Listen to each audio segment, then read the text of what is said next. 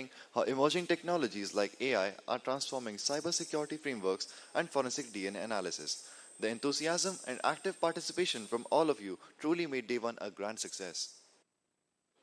As we begin day 2, we are privileged and delighted to welcome Shri Pawan Sharma, founder and CEO of Braviti Digital Incorporated, USA.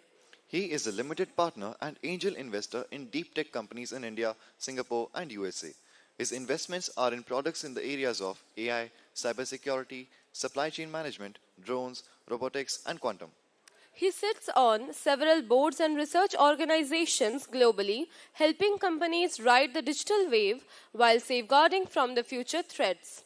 Sir also mentors startups in the above areas, helping in product validation and building global scale. Pawan sir has been at CXO levels in companies like IBM, HP, HCL, KPIT, and Tech Mahindra. Sir lives in the USA and shuttles often to Pune. He has been a dedicated and enthusiastic supporter of UPSIFS from its inception. Please join us in welcoming Pawan sir on the stage for his valuable address. Sir, the stage is all yours. Thank you. Am I audible? Good morning, good morning.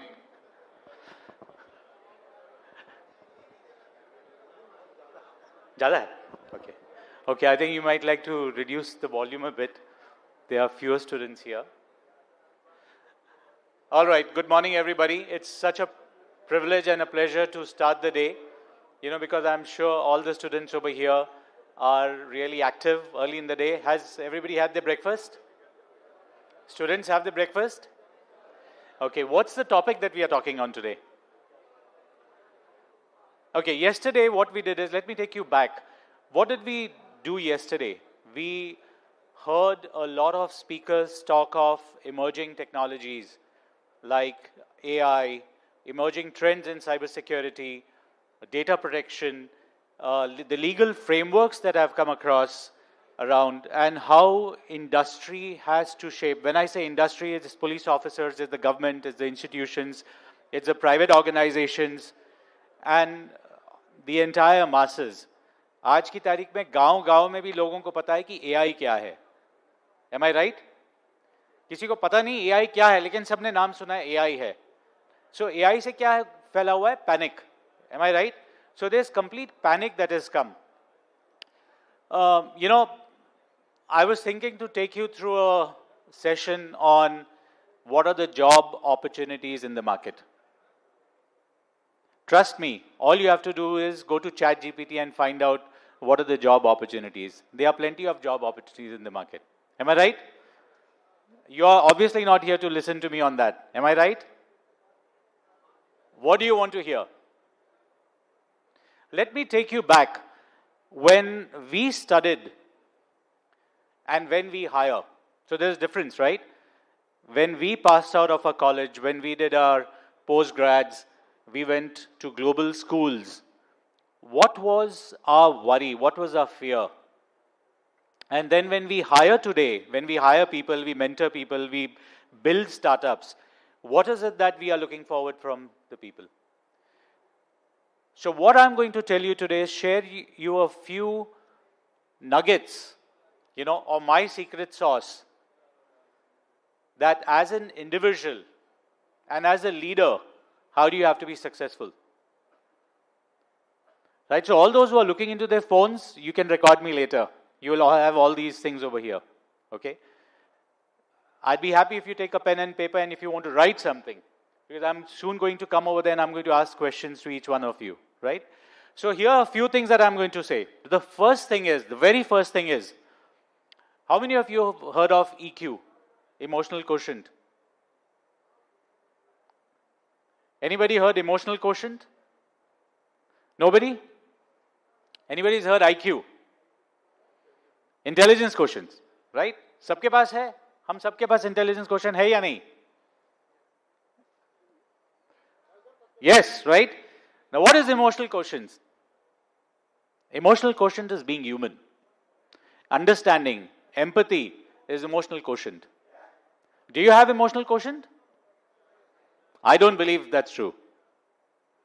Because half the time we are all into our phones. We are all on social media. I can see you all smiling, you know. What is happening is when we are into our phones, when we are too much on social media, we lose the touch with human beings. And as a leader, if you want to be programmers, if you want to be lawyers, and if you want to be machines, it's fine. But if you want to be a successful leader, it's very important for you to have that EQ. I would like you to go back and study on IQ and EQ.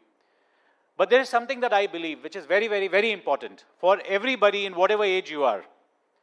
You know, and Malhotra ji and me were just talking of, you know, when he said that पढ़ाई के लिए, पढ़ने के लिए, सीखने के लिए कोई उम्र नहीं है. There is no age. So what I call that is the LQ. What does LQ stand for? Learning quotient. That learning quotient is very, very important. The day that graph, if you see, if this is your IQ, your EQ will take you as an individual, as a leader, much up. But the day you stop learning, your graph starts coming down. That LQ is the only one that will ensure that you're relevant. The difference when we were there, and I'm not very old, okay? When I was there, the difference when I came out of the college, the gap between IQ and EQ, the speed at which IQ and EQ, or the longevity of an IQ and EQ was much, much longer. Today that IQ and EQ is dropping much fast because every 6 seconds there's a new thing that is coming. So आप क्या सीखोगे और क्या नहीं सीखोगे? So the first principle in life is keep learning. Students, I want to hear your voice. Everybody, is keep learning. There is no age, so keep learning. What's the second thing? We all have so many subjects, right? क्या पढ़ें और क्या नहीं पढ़ें? Every day you open your phone, you open your laptop, you do some research, and you find there is so much of it to learn.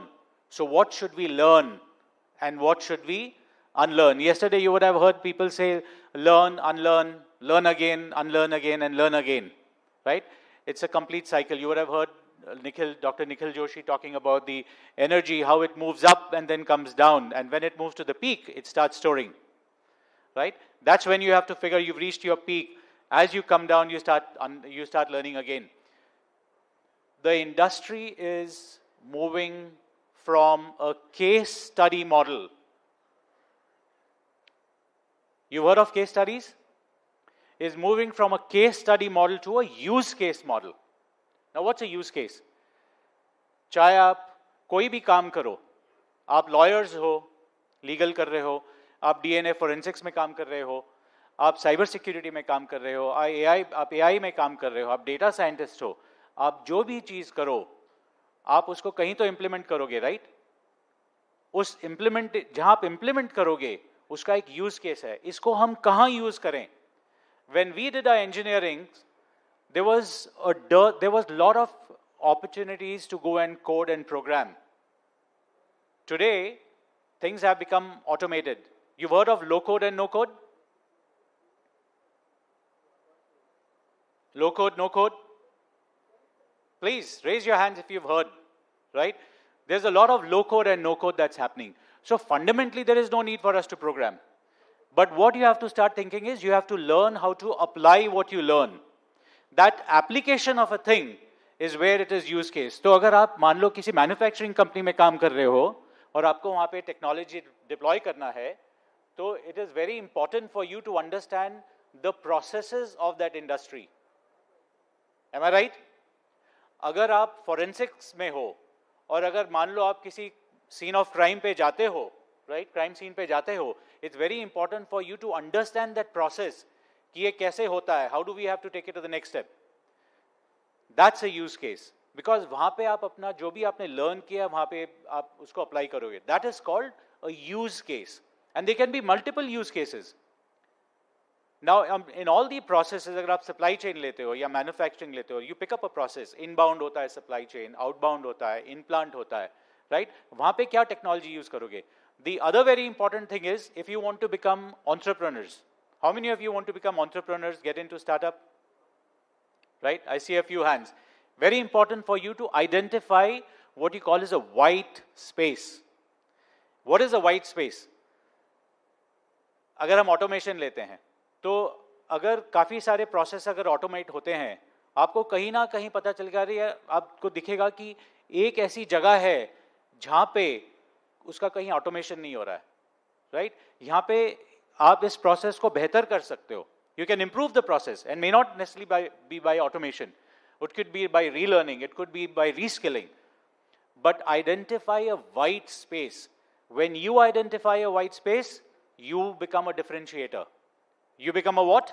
You become a differentiator. You identify a white space. You can build solutions for that white space. And the white space should also, good entrepreneurs are those entrepreneurs who identify a white space which is helping the masses. So identify a white space. So what the first one was learning quotient. The second one was use case.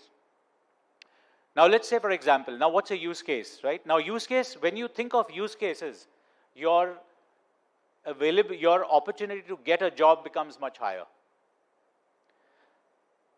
आज की तारीख में 15 lakh engineers हर साल pass out होते हैं India में. 60% of them don't get jobs. Less than 10% get jobs that they want. What is the difference between, and I'm just talking of engineers, right? But think about, there's a huge thing. What differentiates you from them? What differentiates the 90% versus the 10%? The 10% of them understand the industry. So my submission to you is, go back, जो भी आपको industry पसंद है, चाहे वो health care है, चाहे वो लाइफ साइंसेज है, चाहे वो मैन्युफैक्चरिंग है, चाहे वो सीपीजी है, चाहे वो रिटेल है, कोई भी इंडस्ट्री, चाहे वो गवर्नमेंट है, राइट? उस इंडस्ट्री को आइडेंटिफाई करो, उसके प्रोसेस को समझो, right?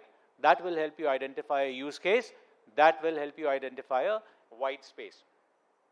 Now, I am not saying case studies are not important. Case studies are important because you learn from a case study what was successful, right? What succeeded and what failed. Very important difference. Case studies are useful for you to help take decisions. It's like analytic, right? So case studies are equally important. Identify case studies. अगर आप चाहे cyber security में करते हो, तो आप देखोगे why do people fail, right? Now case studies are also going to help you as DPO comes, right? Let me take a step back. In the use case, now the best use case for you, whether you're in forensics, you're in legal, you're in IT, cybersecurity, it's very important for you to fill that gap. There's a big requirement of data science. Why is there a big requirement of data science? Because there's a huge gap of people who understand data. So fundamentally, try to understand data. Try to understand what are open tables. It's technical. But try to understand what is enterprise data quality. What is enterprise data management?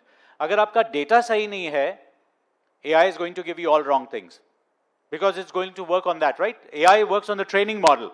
It's going to give you all crap. You put in crap, you'll get crap out of it. So very important for you to learn how data is structured.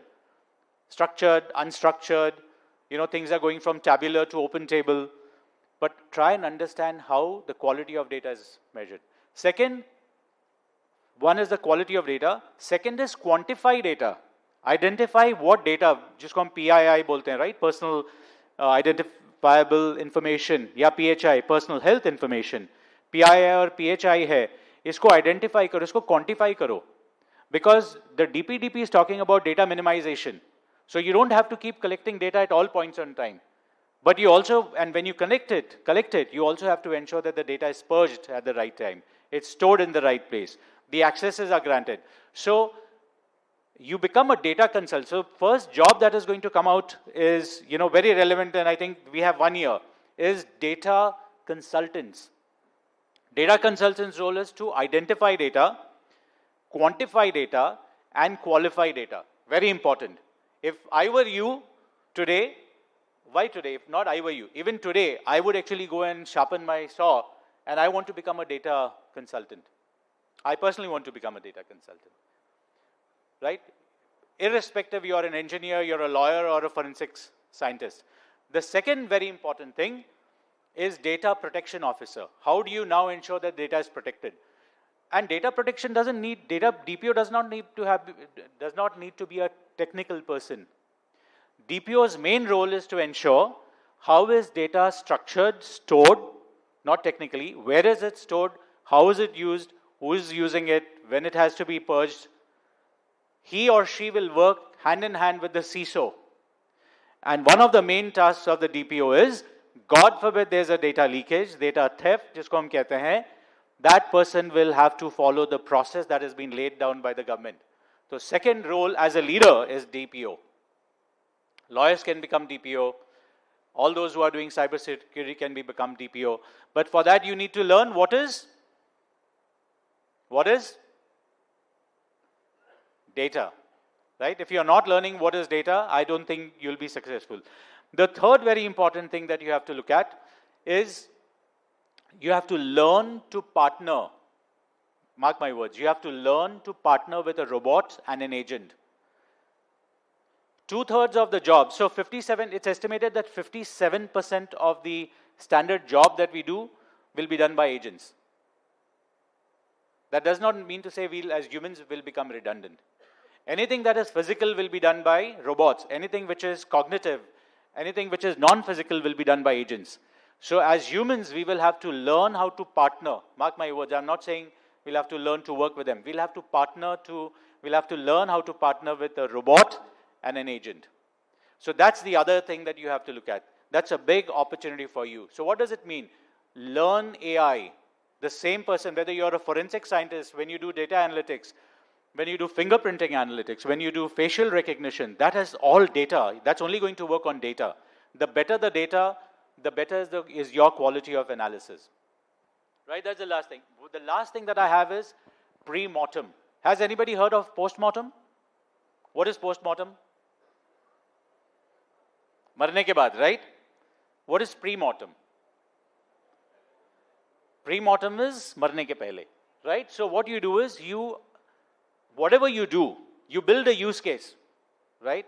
Try and figure out why will this use case not work? If I have to apply the knowledge that I have learned, it's all about application. If you have to apply what you have learned, you should have a use case. Then do a pre-mortem to say why this application will fail on a particular use case. That is the difference when you go for an interview. That's going to be making the difference. These 4 points are the points that are going to make a difference. This is what will differentiate you and somebody who doesn't get a job. Is that clear? Now, these are only 4 points. The 5th point is focus. The Britishers taught us divide and rule. I would say divide and focus. You don't have to learn everything. Identify a point, focus on it, and then be successful. Whether you're a cyber analyst, whether you're a programmer, whether you're an AI architect. Now, when you think of architect, remember yesterday I mentioned it's all about enterprise architect. Enterprise architects, you have to think 360 degree. You just don't have to think, मैं IoT का करूँगा तो मैं सिर्फ IoT के बारे में सोचूंगा, right? या मुझे सप्लाई चेन करना तो मैं सिर्फ सप्लाई चेन के बारे में सोचूंगा, या मुझे हेल्थ केयर करना तो मैं सिर्फ हेल्थ केयर का उस पर्टिकुलर पोर्शन पे सोचूंगा. I have to think a 360 degree view. The 360 degree view takes into consideration the ecosystem. People, organizations who support you to be successful, your employees, your customers, and organizations who support are your suppliers. So you have to look at your 3 main ecosystem partners. The first is your employees, second is your customers, third is your suppliers.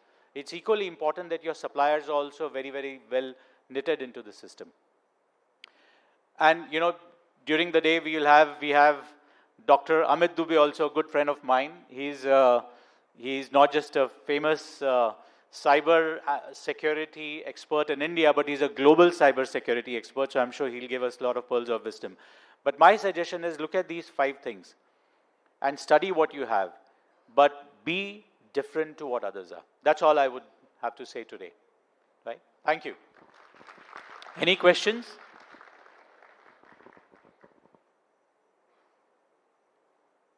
Hanji.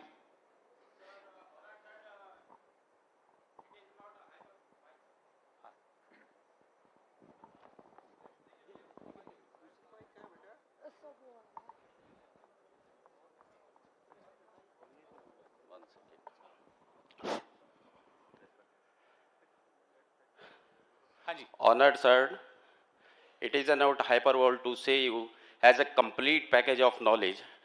In this manner, sir, if AI commit any crime, then who will be punishable? Very good question. So fundamentally, AI will only do what you tell it to do, right? So AI जो है वो एक data set पे बनता है.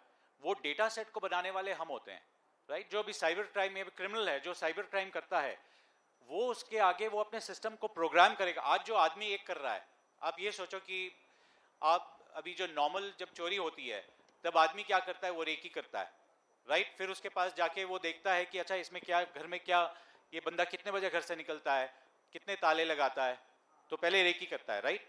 फिर उसको threat, वो फिर एनालाइज करता है कि ठीक है मैं अभी क्या करूं, मैं चोरी कैसे करूं, मैं डुप्लीकेट चाबी बनाऊं या मैं आरी से लेके जाके काटूं, राइट? और फिर वो देखता है कि अच्छा मैं जब ये मेरा टारगेट क्या है, उसके उस घर के अंदर एक वॉल्ट है या सेफ है जिसको मेरे को चोरी करनी है. फिर वो जाके वहां पे क्या करता है, वो देखता है कि अच्छा मुझे इसमें से क्या चाहिए, राइट? टीवी फ्रिज वो नहीं लेके जाएगा, लेकिन संदूक के अंदर भी जो भी है उसके अंदर से क्या लेके जाएं, राइट? और फिर वो उसके वहां पे आगे ऐसे क्या चीज छोड़ के जाए जिससे उसको पता चले कि आप आए. आज की तारीख में जो क्राइम वर्ल्ड में जो ई कॉमर्स है, ई कॉमर्स जो साइबर सिक्योरिटी है, ये इसको ऑटोमेट करता है. आज की तारीख में क्या हो रहा है, या अब से पहले क्या हो रहा है कि इंसान खुद उसको जाके साइबर सिक्योरिटी, तो एक्टर है वो एक इंसान है जिसको हम एक्टर बोलते हैं, जो चोरी करने वाला है, साइबर क्रिमिनल है, वो अभी एक आदमी है.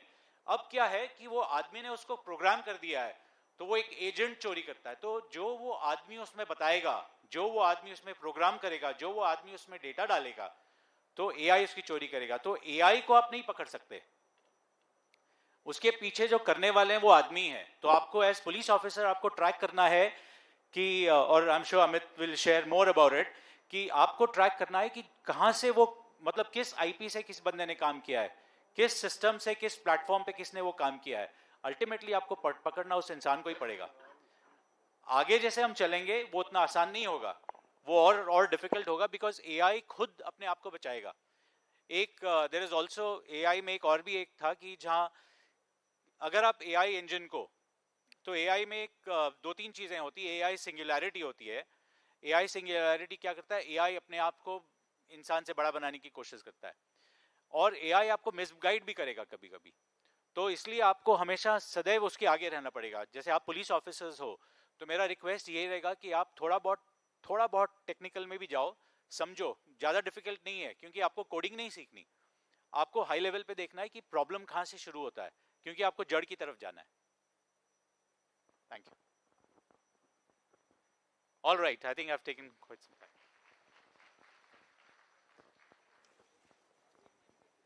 Thank you so much, sir, for such inspiring words. We are deeply grateful for the time and efforts you dedicated to our workshop. As a token of our sincere appreciation, I request our Honorable Director, sir, to present a memento to Pavan, sir.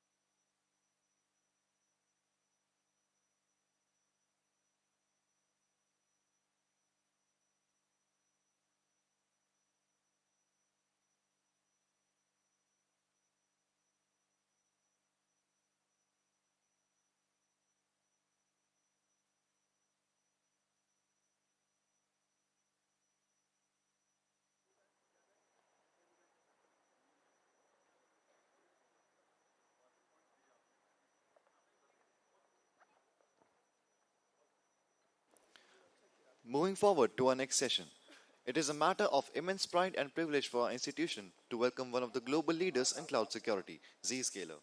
Zscaler is a pioneer in zero trust cybersecurity architecture. The company transformed traditional network security by introducing a cloud native security model that follows the principle never trust, always verify. It is our proud privilege to welcome a seasoned technology and learning leader, Mr. Harish Sati, with over 18 years of rich experience in IT services, project management, and talent development. Currently serving as Manager Technical Training at Zscaler, he plays a pivotal role in strengthening technical capability and driving impactful learning initiatives. With over 12 years at TCS, where he progressed from IT analyst to delivery manager, and international experience in Germany, he brings a deep expertise in service delivery, project management, experiential learning, and e-learning transformations. Please join us in extending a warm welcome to Mr. Harish Sir. Welcome, sir. We are honored to have you with us today. Thank you.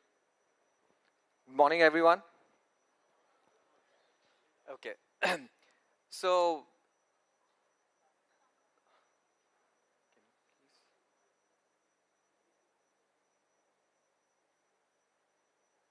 yeah.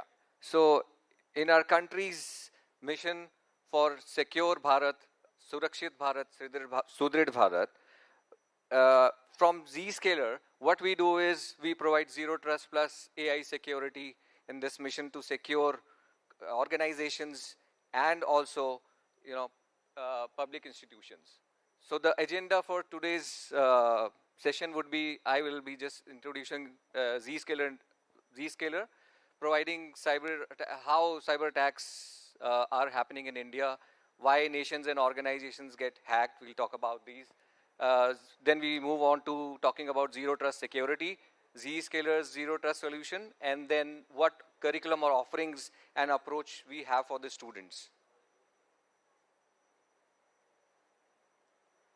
So Zscaler is a strong public company. We have been listed in NASDAQ 100 companies. We have a ARR of more than 3.5 billion. This is a little outdated structure.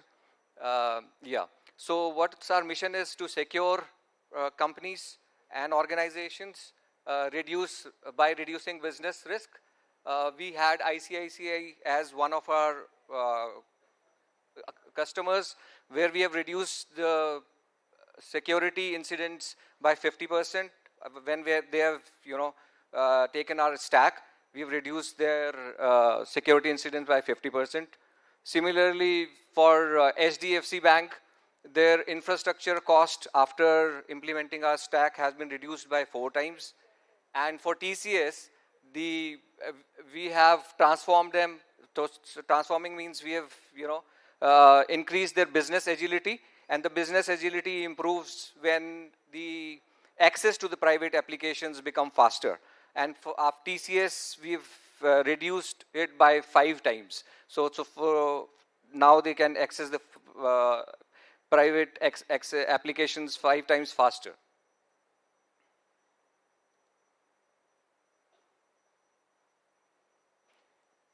Yes, so as for all the companies, for Zscaler as well, India is a key market. We have 400 plus customers, 3,200 plus India employees, and 7 data centers in India. We are coming up with 3 more.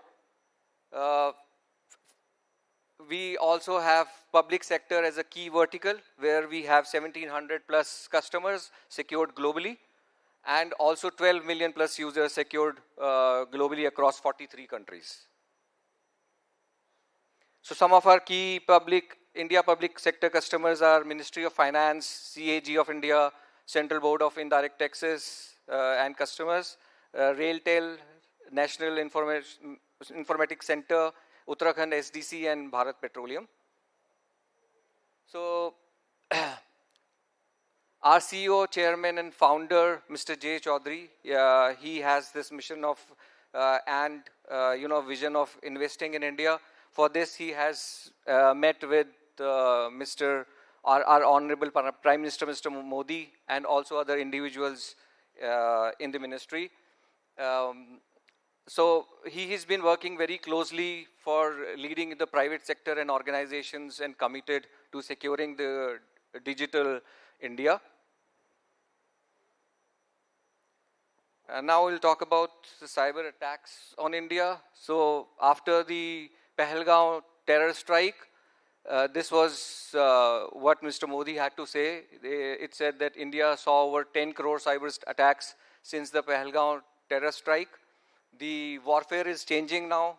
From the weapons, it is also coming to the cyber attacks. So there is a need to be alert and make efforts at every level to defeat such attacks in the changed method of this warfare.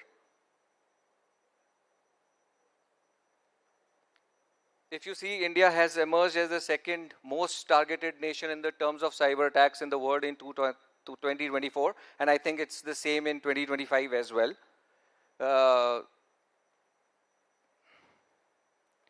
Okay, so let's look at why nations and organizations are getting hacked. So how cyber breaches happen? We'll understand this with some steps or 4 steps to rob a bank. So I'm not here to teach how to rob a bank, but just it's an analogy to make you understand that better.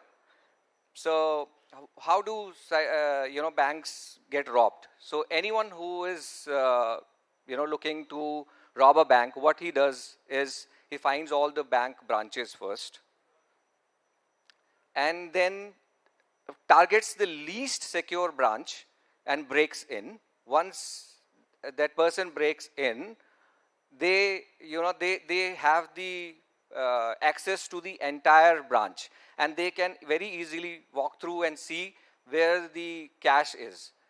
They go to the cash safe, collect that cash, and then they also have a mechanism to run away, and they are already ready with that, and they then get away with the cash.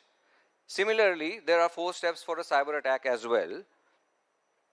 So what these attackers do is they find your attack surface. So what is the attack surface? Your public IPs. And they are now using AI to identify your attack surfaces. Then once they have done that, they compromise you using the vulnerable apps and also the users. They are again using AI-generated phishing campaigns to lure the users and get their credentials and get into the network. Once they've got into the network, they move laterally inside. They are free because it's a network-based security, so they are very easily moving inside. And they again use AI to discover the high-value assets, and then they encrypt it and disrupt the organization's work, and then they steal the data and send it to the internet. So why organizations are getting hacked? Just looking at this, for example, you see there's a branch, a data center and a factory, and the data center is connected to the VPNs, and there are firewalls at each of the factory branch and also the applications that are there on the cloud. And from here, your attack surface is exposed through the public IPs. And anyone who is sitting on the internet, these attackers basically, they find you and identifying your attack surface. Then they compromise by sending the malware into the system and get into the system through the users or the devices. Once they are in, they move laterally and then find high value targets. All of this data, the confidential data, and once they found the confidential data or the private data, they send it to the internet. And this is how the data gets leaked. Now, what is it that we can prevent these type of attacks? Let's talk about zero trust security. So zero trust, it seems when we hear this word zero trust, it seems that it's a negative word, right? But it's not a negative word. It says zero implicit trust and minimal explicit trust. So what are the key principles of this zero trust? Never trust, always verify. So you might have gone through the security checks at the airport. they always verify. So they don't go by who you are. They always, and they don't trust you. They always verify and check you. So that is what one of the key principles of zero trust is. Then it is to move from security from the network base to the user assets and resources. So this helps in reducing the attack surfaces. Dynamic policy-based access to resources. So there are policies defined and you have access only to what the organization needs you to have access to. You cannot go into the network and have access to everything. For example, if there is a CRM and you are, have access to finance things only if you are a financial, into the financial position. Otherwise, you will not have access to that. This limits the attack surface and the blast radius. So if there are, the attack surface reduces or the entry point reduces, it reduces the risks. And the blast radius is also there because it limits the blast radius as well, because in case there is, some cyber attack, then it is reduced to a very small portion of it, and it can be handled very easily. Then the continuous verification and monitoring of the security posture. Again, when you are there at the airport, and for example, if you have to go out after the security check, they will not allow you without the security check. They will again do the security check for you. What is Zscaler's zero trust solution then? So Zscaler's vision is for the communication from any to any zero trust using the zero trust exchange. So we, you can communicate from point A to point B, where our zero trust exchange is in between. Anything or any information that goes from the point A to the Zscaler zero trust exchange, and from there to the entity B. So your, the attack surface is not exposed.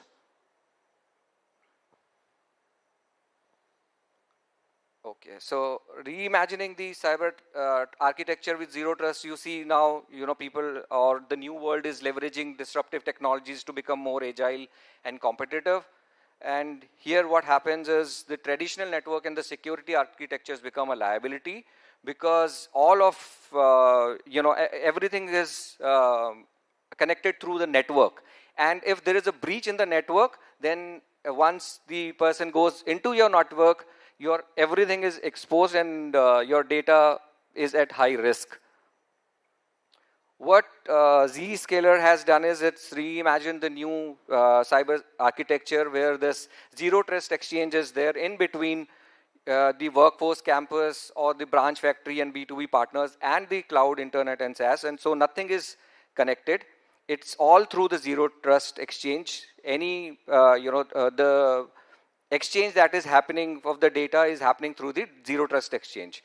So even if there is one data going from the workforce to the cloud, it is through the zero trust exchange. Zscaler is the industry largest inline security cloud. We have 150 plus zero trust exchanges worldwide. 500 billion plus transactions are processed every day, and 220 millions plus threats we block every day. So Zscaler is fighting AI with AI. As Pawan sir was saying, it is very important to have the data. Zscaler has the best data in regards to quality and quantity. We have 500 billion plus transactions and 500 trillion plus signals every day. This constitutes a lot of data, and using this data, we are able to secure and also predict the attacks. So these are some features like cyber protection, risk modeling, co-pilots, data protection, and the operational excellence in automation. When I talk about the cellular network, we also have some of the machines where the SIM is used, and the SIM is there is no firewall on the SIM, so it is very easy to get breached. However, what Zscaler has come up with is a SIM is attached to the zero trust exchange. So any of the data that goes from the SIM also goes into the zero trust exchange, and then it goes to the destination that is it is destined for.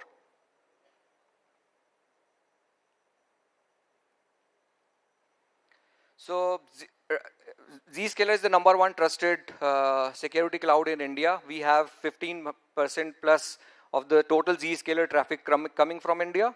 We have 7 data centers across India and also coming up with 2 and 3 more. We have 60 billion plus daily transactions and 5 million plus users secured.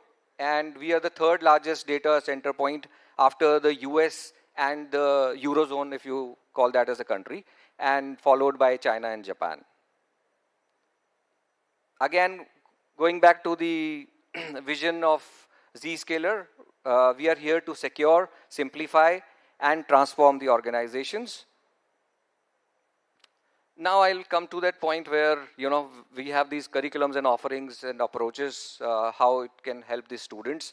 We are already in collaboration with UPSIFS and would be setting the Center of Excellence soon. So we have these courses where the student course material is there. We have the hands-on labs. We offer free train the trainer for the courses, so any of your faculty could be trained and then they can train the students. We have these curriculums as self-paced, asynchronous. We have instructor-led hands-on labs as well.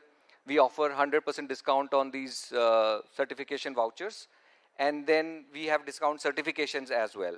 So 100% discount on the certification vouchers we provide to the students, and to the faculty, and 75 to 85% vouchers to the students. We have a fee structure as well. I'll not talk about that here because we are in collaboration with the UPSIFS. Now, what is the learning path for the students? We start with the conceptual awareness, where we have fundamentals of networking and cybersecurity. Once you are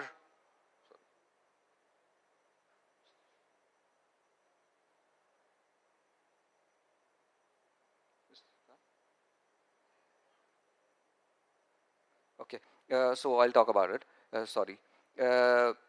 So once you have that information about the conceptual awareness, we move on to the zero trust, where we have the GTCA certification, where you become zero trust cyber associate.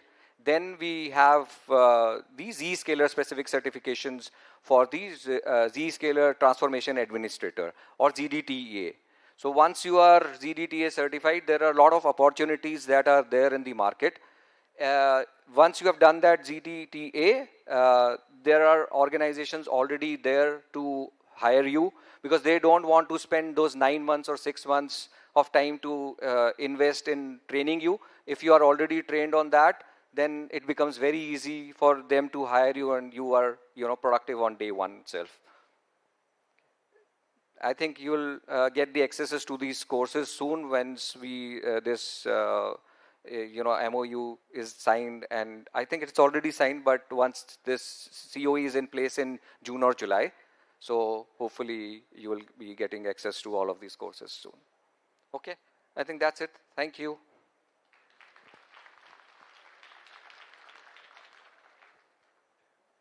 The floor is open for questions now.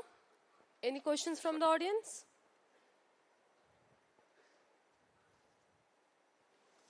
Thank you so much, sir, for being such an engaging and encouraging speaker. We are grateful for the time and effort you dedicated to this workshop. I request our respected DIG UPSIFS, Mr. Hemraj Meena sir, to present Mr. Harish Sati sir with a memento.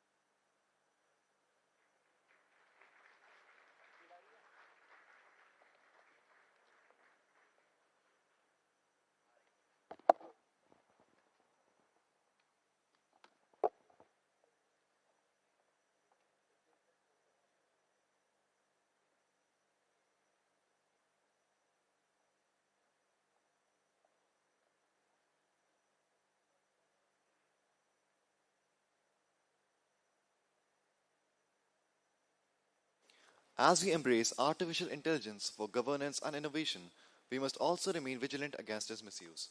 To shed light on this critical and timely topic, AI powered phishing and deep fake fraud, voice clones, fake identities, and next generation social engineering, we are pleased to invite Shri Sandeep Joshi. Meet Sandeep Joshi, a dynamic leader at TCS who seamlessly bridges the worlds of high level corporate strategy and grassroots level social impact. Currently serving as the region head for the Academic Alliances Group in Lucknow. Sandeep Sir leverages over 25 years of diverse experience spanning mainstream journalism, technical communications, and global IT validation. His professional journey is defined by a 19-year tenure at TCS, where he has evolved from a senior technical writer into a pivotal CSR delivery impact leader, spearheading transformative initiatives like Literacy as a Service and Youth Employment Program. Beyond his administrative oversight, he is a seasoned communicator who honed his storytelling skills as a senior reporter for the Times of India and Dainik Bhaskar early in his career. He also managed complex compliance projects for global giants like Eli Lilly. Sir, kindly guide us through the evolving world of AI-powered cyber fraud and or how we can safeguard ourselves in this digital era. Sir, the stage is all yours.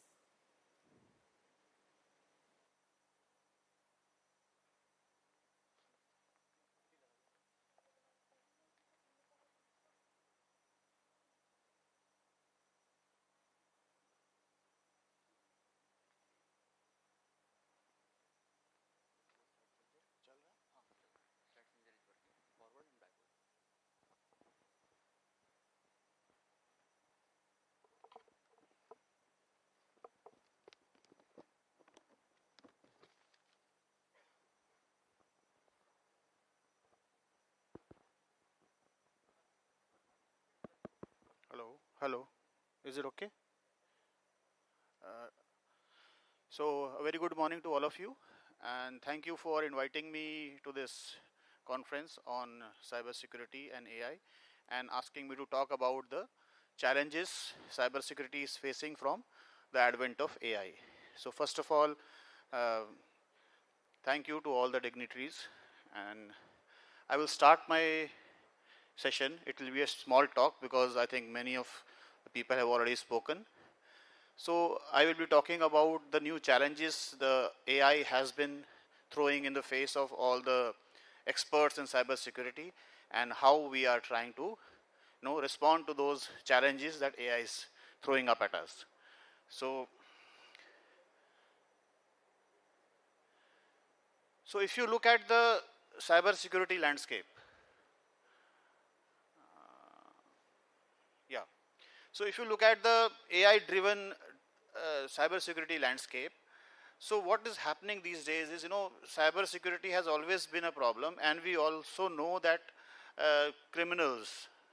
cyber criminals have always been ahead of the curve, right? So a new technology comes before the common people adopt it. Cybersecurity and the crooks, they always find a way to use these to fraud us, right? So earlier, when we didn't have that much of bandwidth, the connectivity was not good, still these things were happening. We were getting emails that you won a lottery, and those things were happening, and they all try to target the gullible mind, right? We need to understand here that at the center of everything is a human, right? And that is the weakest link. And new techniques are being evolved by the cyber criminals to target that human link, right? So how is now AI coming up with that? See, if you go back 3, 4, 5 years back when these things started, so nobody thought that you could be duped through a OTP that you received on your phone, right? So there were a lot of things that were happening. Nowadays we are hearing about digital arrests. You are getting video calls with a very real looking policeman, right, who is saying that a case has been registered against you, and you need to, and very, very important, very well read, very educated people are falling prey to that. It's not that only a common man who doesn't have much education is falling prey. We've heard of doctors, engineers, even some police officers, getting duped by these criminals. So how are they using AI? That is what we need to know, right? So earlier, you are all familiar with the terms like phishing, wishing, right? So now AI has taken this to a next level. Now what is happening is cyber criminals are now using AI to create phishing, polished phishing and deep fake attacks and they are exploiting the human trust, right? So what is happening is earlier, you could make out that an SMS or a mail is not real because sometimes, the language written in it was not good, right? There might be grammatical mistakes, there might be, spelling mistakes. And we knew that, okay, no. If a discerning mind read those mail, he would understand, no. This is not right. Some people still got fooled.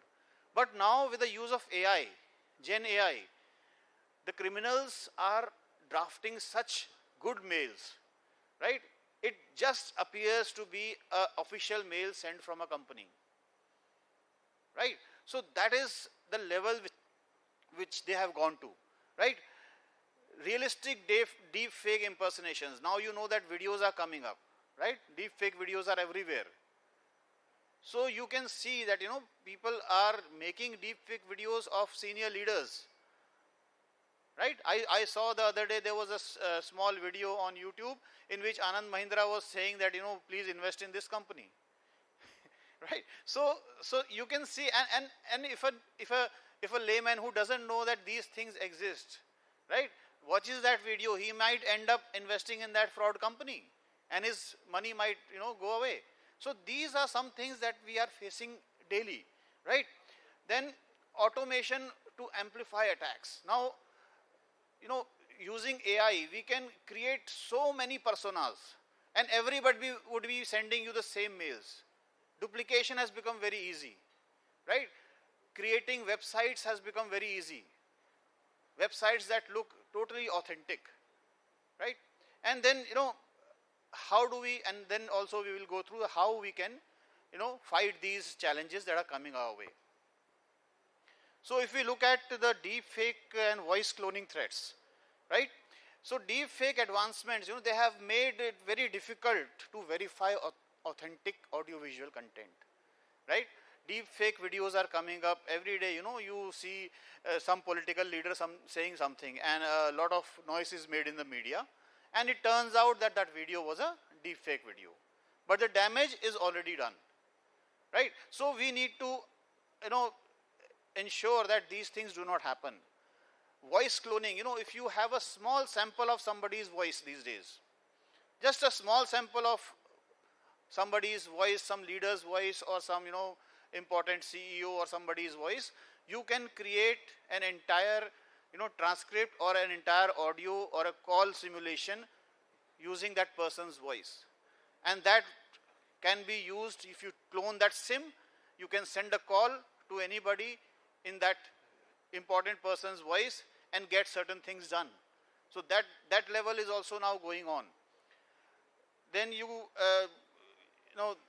of biometrics. Nowadays, even if you have facial recognition systems installed in your, in your organization, deep fake technologies and, they have become so advanced that, you can even bypass or even, confuse the facial recognition technologies by using deep fakes. The AI has risen to such an extent that, people are able to create personas very easily, and they can, circumvent the facial recognition also. AI-driven phishing attacks are on the rise, right? Large language models, they create convincing personalized phishing emails, like I said, right, from a company. Every month, in TCS also, just to check that, people don't fall prey to these techniques, sometimes, our company itself sends a mail, which is a fraud email. And, you will be surprised that around 30 to 40% people click on that link. That it's just a test which is sent out to all the employees in TCS, and still some people, fall prey to that. So you can see that, even the people who are trained in cyber security, who are constantly told to be, aware of and be aware of these phishing mails, do end up falling prey to, and they click on that link, and then that something comes that you have clicked on a phishing email, right? So just to check, just to keep us on our toes, companies are doing that, right? So if you look at the other scenario, now AI phishing and deep and website cloning techniques have also risen. Now earlier, it was very difficult to create a website. You needed to, sit with, website developers. And it was also, if ICICI Bank or some other bank created a fake website, right, you could see in that website that somehow this is not looking correct. If you were a really a discerning person and a aware person, you could make out that that website is not real. But now with the integration of SMS messages, now you will get an SMS message which will say, okay, you have something and you need to click on this link to do that. The SMS will come from the official looking ID. It may have ICICI Bank ABCD or something written like that, and you click on that, and when you click on the link in that message, it will take you to that site which has been created using AI, right? And it looks just like the original site, and you end up giving your credentials there, right? And then whatever happens, you are all aware of it, that, right? So AI is able to clone exact websites, right? Even the URLs sometimes look same. So it takes a very, very discerning mind to find out as to how or whether that website is fake or not. Now there are automated SMSs, right? Voice phishing campaigns, and these direct the victims to AI generated fraudulent portals, right? So we see that all across the board, wherever we can be exploited, AI is being used to exploit us, right? So how can we mitigate the AI phishing and website cloning techniques? Organizations must enhance URL monitoring, that is very important, and brand protection techniques, and user training to combat evolving AI phishing threats, right? Now, the third thing that we're going to talk about is the AI-powered OTP bots and MFA bypass. Now, it was thought that multi-factor authentication, like sending a message, doing a CAPTCHA, and even facial recognition and checking whether the person is a robot or not, all these things were enough to secure our login to a financial bank or some site. But AI has also circumvented that. Even MFA is no longer secure in this world of AI and rapidly growing AI technologies. Even the MFA is not secure now, right? Now AI powered OTP bot mechanisms are there, which intercepts MFA prompts and use clone voices to trick victims into revealing one-time passwords in real time, right? So that is also happening. That level of sophistication has been reached by the AI bots, right? You may get a call. It might not be even from a real person. It could be a agentic AI, right? So AI has now become agentic. You don't even have to talk to a person, right? You might be talking to an AI, and that AI will sound so convincing, right? Earlier, you used to say that, okay, जो जामतारा से call आती है उसमें बोलने वाला लगता ही है कि वो तो वहाँ से बोल रहा है, right? The accent is such that you can make out. Even then, people used to get fooled. But now, with the use of AI bots, voice bots, that call that will come to you will be so authentic sounding that you will think that yes, this is the real bank or some very educated person talking to me, right? And that is how they will gain your trust. Even if they try that for 10 or 100 people, they get successful in 2 or 3 or 5 attempts. Their day is made. They have already earned what they wanted to earn for that day, right? Now, these bots are very affordable, right? Earlier, you used to have a team of people sitting in some shady call center and doing these things. But now you don't have to do anything. You just have to invest some money in bots, which can be duplicated. They are very affordable, easy to deploy, and can be customized for various platforms without much technical expertise. You just need to give a prompt to the AI, right? And it will develop these things for you. Criminals are now using deep fake AI generated avatars to bypass facial recognition, like I said earlier, right? They can easily, if I am speaking here and a video is recording me, yeah, so, they can easily go and create a persona of me. And that persona can be sent as a video to somebody who they are trying to defraud. Now, what are the defensive strategies against this? Organizations must adopt phishing resistant automation like hardware tokens and educate users on verification protocols.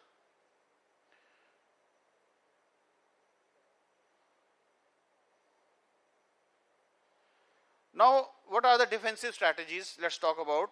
Then identity-centric security is very important. Organization must adopt continuous verification and phishing-resistant MFA to protect against identity fraud. Employee awareness training should cover deep fake, voice cloning, and manipulated communication to boost staff resilience. Technical detection tools to integrate deep fake detection, domain monitoring, and AI threat analytics into communication workflows, and individual and societal measure. If you are being asked, you get a call from your son, he has been duplicated. So the voice on the call will be just like your mother, father, son, brother, and they'll say, I'm in a spot, please help me out. So what you should do is simple thing, have some passwords within your family. That is very important. So if your brother is calling you for money, there should be a password. He should say that phrase, only you guys know, right? And then that threat can be mitigated to some extent, right? You should always have, safe words, verify requests through alternate channels, right? And support regulatory efforts to curb deepfakes. So this is something that you can do. Now, talking about TCS, we are one of the largest IT services company in the world.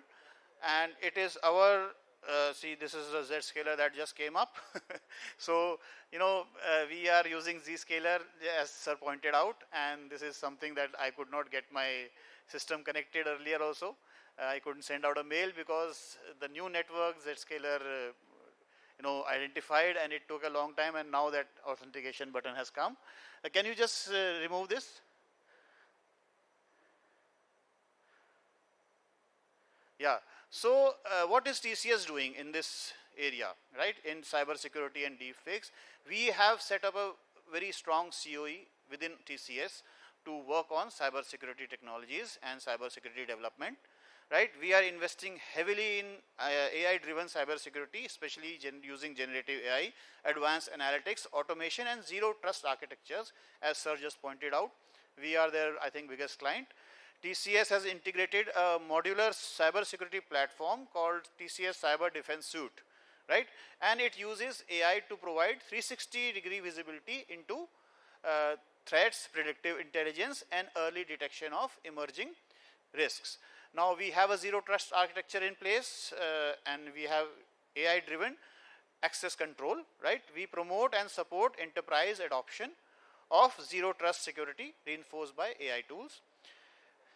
We are working for a lot of clients, right? We have a big presence in the cloud. We have control over the clients' databases also. So our responsibility becomes much, much more important and critical, right?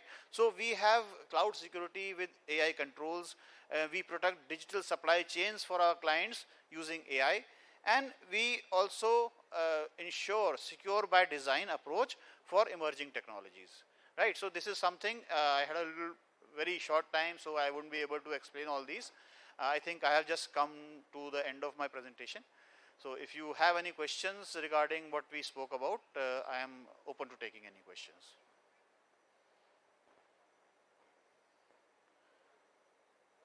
Yes?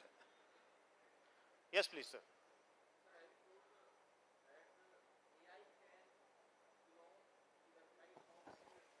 Yeah.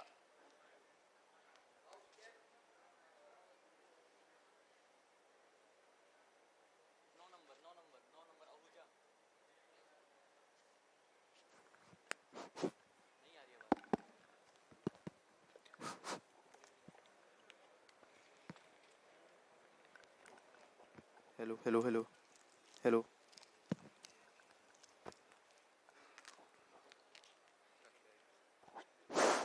Yeah. Sir, you have told that AI can clone the website of any website. So how we can find out whether this is original website or clone website? Right. See, like I said, URL is the key that will give it away. Right. So what happens is, suppose let's look at ICICI Bank. Right. So ICICI Bank official website will have a URL https, right, www.icicibank.com. Right. So what these people will do is, if you open the website, it will look exactly like the ICICI Bank website, and if you look at the URL also, right, it will be icici.bank.com. Right. They will insert some character before or after, they will switch the period somewhere, right. So all these differences are done. Then you can also shorten the URL nowadays, right. URL shortening is there. So the actual URL may be something else, but what will come before you will be similar to the name of the ICICI Bank, right. So that is something that you need to put in place. Look at the URL very carefully. First of all, never go to a bank site from a link in the SMS. See, nowadays, every company has become very, careful. So whenever you click on a link on a OTP now, it will ask you, this is going to an external site, do you want to continue? There's this check which always comes these days. So you don't click that. Just go to your browser, type the exact address which you know is correct, and then go to your bank to process that transaction. Do not click on any URL links in SMSs or WhatsApp messages. That is the only, if you are very, if you can go and look at the website URL, that is fine. But my suggestion to you would be, never go to any OTP link that has been sent to you. Never click on an OTP link or any email link also, right? So just, if you want to go to your website, you will go to your login page, type that ID, type that address, the URL on the browser, go to that website, authenticate yourself, and then process the transaction. Do not, just for the sake of one small or a half a minute saved, do not click on any links which have been sent to you through OTPs or WhatsApps. Yeah, thank you, sir. Actually, I was very impressed with that thing that you said, that we should have a password between the family members. And you were talking about the ICICI any bank website. Or I have heard some cases where like we are booking the hotel rooms, or we are trying to book, or we are trying to buy certain things from certain websites. Okay. So how do you know, like when we are booking, sometimes they will look so authentic. So is there any clue which we can get for these kind of sites? See, first of all, if the offer is very good, it's too good to be true, it's a fake. Okay. First of all, right? Nobody will offer you 90% discount or, these sort of things. Even Flipkart and Amazon website have been cloned now. Right? You will get a link that, okay, this phone is available at 60% discount on this. You want that phone. See, nowadays, if you have been looking for phone on Amazon or Flipkart or anything through your mobile, they have techniques that will catch your browsing history and you will get ads for those mobiles only. Right? Suddenly an offer will come to you that iPhone 16 is available at 50% discount. Right? You will be tempted. You click on that link, it will take you to a site that looks like Flipkart. Right?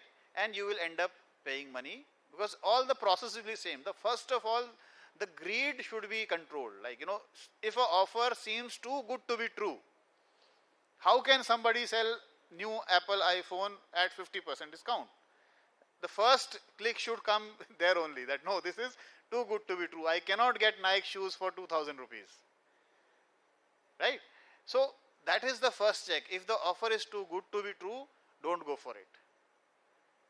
And if that is true, don't click on that link. Go to original Flipkart app on your phone and then see whether that offer is there or not. 90% of the time that offer will not be there. Yes, yes. Only like I said, you get those offers on SMSs and WhatsApps, and if you click on them, you are 99% sure that you will be sent to a fake ID. And sometimes when you click on the phone, if it is a original link, it will automatically open your app. But if it is a fake link, it will open in a browser. That is also a very important thing. You need to note that an authentic link for Amazon or some offer will always come through your app. You click on that link, the app will open. That means it's basically authentic. But if a website opens, that is not good, right? So this is also one way of checking. And the first thing is, like I said, human in the middle is the weakest link, always, right? People who are lawmakers, even judges have been duped, right? Policemen have been duped. Doctors are duped every day. We see, even in Lucknow, some doctor in PGI was duped of, I think 1 crore or 2 crores of rupees. So these things are happening. People are falling prey to this. It may be their gullibility, it may be their, some weakness, or, they may be afraid of something, but this is what the criminals are making use of. So thank you for listening to me, and thank you for asking such engaging questions. Thank you all. Thank you to the UPFIS for calling me here. Thank you very much. Now, moving forward, I request Deputy Director Mr. Chiranjeev Mukherjee to present Mr. Sandeep Sir with a memento.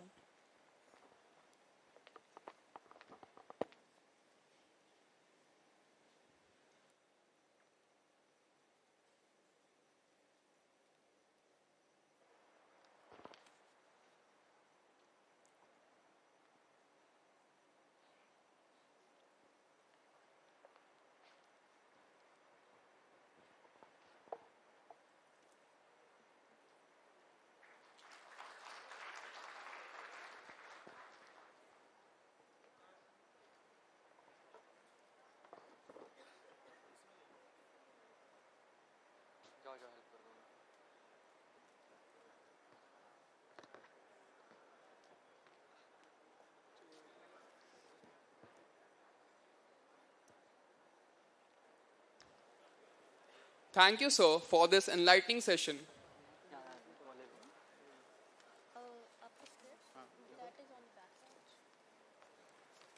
I, Devakshi Singh, And I, Vishwanayak, will now guide you towards today's international workshop. as we step deeper into the AI-driven future, one truth becomes clear. Technology alone cannot define progress. Collaboration, digital literacy, and responsible innovation must accompany it. Our next session highlights the importance of collective navigation in this transformative era. We are privileged to welcome Shri Ishwinder Singh, Head India and SARC, Cisco Networking Academy, Digital Impact Office, Cisco Systems, India. Currently serving as the India lead for skills at Cisco, with prior leadership experience at SSC NASCOM and a strong background in entrepreneurship and innovation. He has contributed significantly to advancing future skills in India. So, we invite you to address this gathering on the theme Navigating the AI Era Together. The stage is all yours, sir.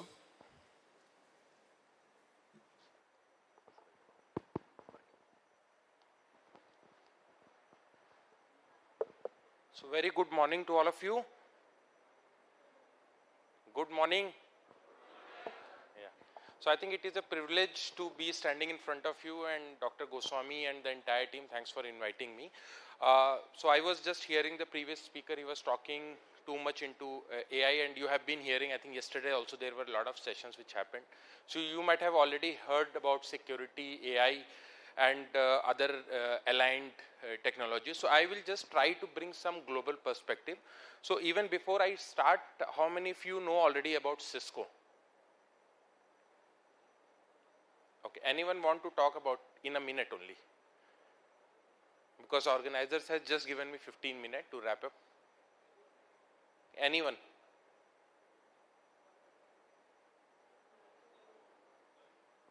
कोई भी खड़ा हो जाए, anybody? I saw a lot of hands. So I think one very important skill in this AI era is that you have to make sure you are confident to at least stand up and talk about what you have in your mind, because there are nothing right and wrong in this world. So whatever you say, it's all about that, it's bring a perspective. So with that, I think I will quickly start. If I talk about Cisco, we are the world largest company in terms of the network security, and now we are talking about the AI infrastructure. So if you are using a telecom network, if you are witnessing the data centers, if you are witnessing the collaboration tech like WebEx, it is all about Cisco. And long back, around 40 years back, we were the company to write these protocols on which now the internet and the accelerated adoption of digital transformations likely work on. So if I talk about few of the global numbers, because these are very, very critical numbers, that there is also a fear when AI is coming, there is a fear that whether the jobs will be there or not, whether AI will replace human or not. So there are a lot of perspectives which are going on. Recently, we had a global AI summit, and followed by our senior leadership traveling to India AI summit in Delhi, which was around likely I think last week or so. So very critical info that we are witnessing that 170 million new jobs will be created.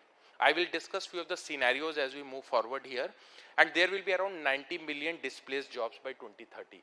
What does this mean? That job displacement is very simple phenomena, that there might be a job which become irrelevant, and out of that there is a new job role which get created, which require a reskilling or upskilling of the person. And then we are foreseeing that around 90% of the ICT roles will get transformed specifically. So now if I talk about the key skills which you should have in this AI era, one very critical skill is AI and big data, then the network and cyber security and technical literacy. So if you see the AI, there were time, and it has evolved very, very fast. I think if we go back 6 months back or a year back, we were only talking about the chat GPTs of the world, where you are asking question, it was replying. A lot of people were confused, what is this AI, whether it will help or it's just a assistant to just answer. Now we are now, as of day when we are speaking, we are now talking about the agentic AI, which means that there are agents who are trying to either complement humans or replace humans in terms of responding and doing certain actions. And very, very soon we will be seeing the physical AI, which means a lot of AI will come into the physical infrastructure, in the manufacturing, in all other specific areas. So the very critical foundation to AI is the data. They work on the electricity, computing and network. These are the three critical things which are required to run AI effectively, and these are termed as the new oxygen for AI. So you need lot of electricity, you need lot of computing power, and you need a very robust network. So that is how this AI, big data, network and cyber security and technical literacy is becoming more relevant, and it will be one of the most in-demand skill. And when it comes to AI, trust issue, which I think in India AI Summit also a lot of speakers talked about, the trust is very critical. That whether you can trust the data or the result which you are getting from AI or not. So which means we need more reliable foundational models and the learning models to be required. So we have seen a lot of fast movement, and we are witnessing more likely inputs to come up. But as Cisco, as we were leader in the infrastructure, and we are still the leader in the AI infrastructure, we formulated a global AI workforce consortium with the co-partners like Accenture, IBM, Indeed, Intel, Microsoft, Google, etc. And the core objective was to bring in the recommendation, because AI was changing so fast. What are the recommendations? So key recommendation which this consortium gave is one for the government, then academia, business and the workers. So government, definitely we wanted that the funding should be expanded, broaden the AI benefit and promote skill-based workforce development. But now as we are in the one of the very fast forward moving university, which is a very visionary university in terms of the forensic sciences. So we were talking about that we have to integrate AI in curriculum. So I already had a discussion with your director, sir. And we are coming up with very deep programs in AI for all of you as a student. We are also thinking to bring a virtual internship program, which will be more talking. You will have a choice to choose either network security or AI as a track, where you will have some learning, you will have an industry problem statement, you will get lecture from the Cisco experts who are actually building, from our engineering and the CX teams who are actually building the products. So lot of things on this side will already are in the pipeline, and it will come to you. For businesses, likely all the large business houses, they need to invest in AI skills, and they have to reward the learning, and they have to develop a strategy and ethics around AI specifically. So I'll give you one example on how Cisco, so irrespective the position in Cisco, every person in Cisco is mandated to complete certain AI learning tracks. That is mandatory in order for you to exist. I was also hearing through the news, a lot of companies are saying that people who have right AI skills, they will get promoted. People who are not using AI, they will not get promoted in their growth. So it's now very, very critical for all the even people who are in the industry, irrespective whether they have 2 years of experience or 20 years of experience, they have to embrace and adopt AI. And for the workers, like the people who are currently working, and for you also this is very relevant, that you have to embrace the lifelong learning, and you have to combine human skills and AI for innovation specifically. So now how we are investing in India from the Cisco perspective, we are investing on the platform, we are investing on bringing the right courses for you. We will be launching a lot of competition and the virtual internship kind of programs, and we are ensuring that we bring the right skills for you and connect you to the potential employers subsequently. Now, if we switch bit gear in terms of the AI macro environment, so we are seeing AI is being used in automation, where a lot of things are getting automated in this AI area.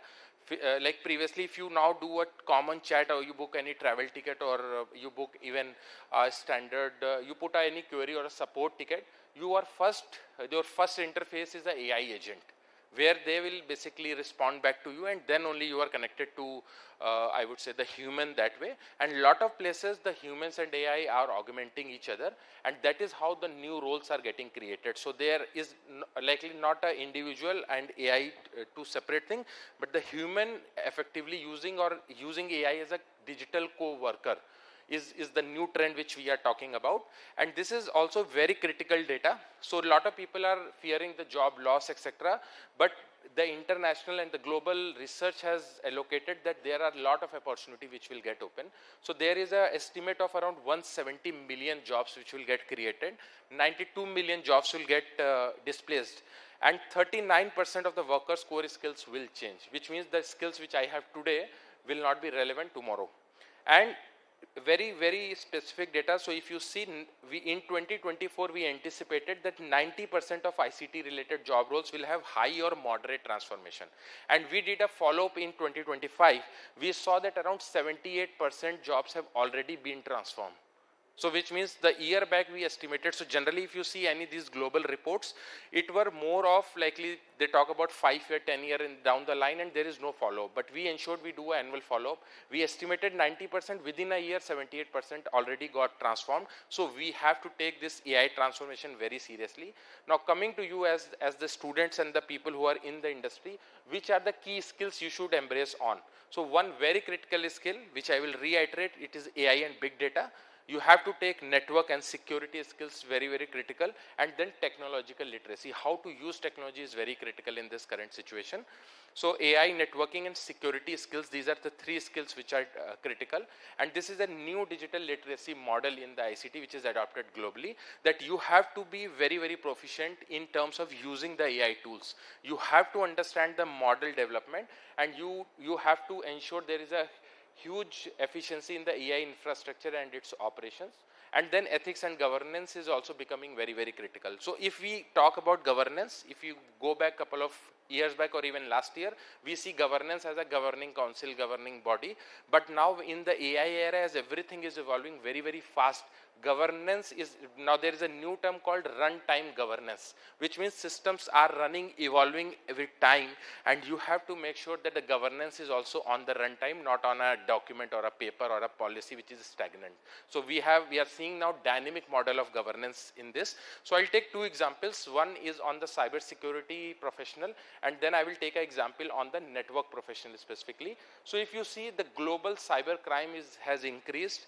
We have 500 attacks every second, okay, and which has the impact of around $10 trillion as a GDP. So now how the skill shift will happen, that we will have a more strategic risk assessment, we will have business risk translation. We know that we have to ensure security and zero trust modeling, and then the AI governance. Similarly, from a operator, a network operator, people will be into a digital orchestrator, which is the network engineer has to ensure they are not seeing devices, but they are seeing the domains, and they focus on design, policy and governance in the network area. And this is also very interesting global study done by Forbes. So there were time when people say what called the shortening half-life, the imperative of agile learning, which is there was a time that you gain a skill, that skill is relevant for 10 years. This was the global data that, let's say you learn Java, you learn .NET, or you learn any specific technology, you were relevant for the 10 years. As on date, we are saying that that life cycle has been shortened to 5 years, and within likely a year or two in the AI area, we are foreseeing that the technical skills will only be relevant for 3 years. So today you skill, so let's say you take admission in your engineering in the first year and you come out in the 4th year, your skills would have already been gone off, which is required by the industry, which means you have to be a lifelong learner as we move forward, which means that we have to ensure that skilling is also moving at the pace of the innovation which is transforming the world. And how Cisco we are prepared, we are ensuring that we bring the right platform update, we bring the job market analysis for you, and we have AI powered tools and insights, and then we ensure that we enhance the student skill through the AI driven evaluation. And we have two programs, Cisco Networking Academy and the Cisco Learning and the Certification, where we ensure that we are covering the beginners, associate and the experts. So a lot of people in industry also use our certification, which are the gold standard globally. And we are working with the partner ecosystem to bring more modeling labs, more self-paced CCT instructor training, professional development programs, so that instructors are also very much relevant. So now in this current era, certification becomes very, very critical. So if you see 72%, so this is another global survey which was done by Skillsoft IT Skills and the Salary Report. 72% of the Gen Z individuals surveyed believe technical certifications are highly valuable to achieving their career goals. Out of which 68% were already holding a single certificate, 73% students were in the process of gaining a certificate. And when we come to the employer side, most of the employer, around 91% of the employer trust that certifications are the key testament. So whatever you are doing degree, lot of certification also you need to continue doing, which are adopted and likely embraced by the industry per se. And we are coming up with a very interesting AI learning coach model, which we will be offering exclusively to all your students. So we already have a word with Dr. Goswami on this. So we will shortly see this particular thing. So I will just summarize, as we are running short of time. Skill transformation is essential, so you cannot rely only on the books. You have to be coming online, getting the skills which are very, very relevant. And we are future ready from the Cisco Networking Academy perspective, and our partnership will drive the shared success for you and your instructor and your institution. And we are here to power an inclusive future for all, specifically. So thank you very much. I know the time was a bit limited. I would have spent more time on the data and the things, but yeah, in 15 minutes, this is what I wanted to share with you. If there are any specific question, I would be happy to answer. Or as we are running out of time, so what I can do is I will be available till the end of the program. You can come to me and then we can take the questions and answer. Okay. Thank you. Now I request Additional Director Mr. Rajiv Malhotra to present sir with a memento as a token of respect.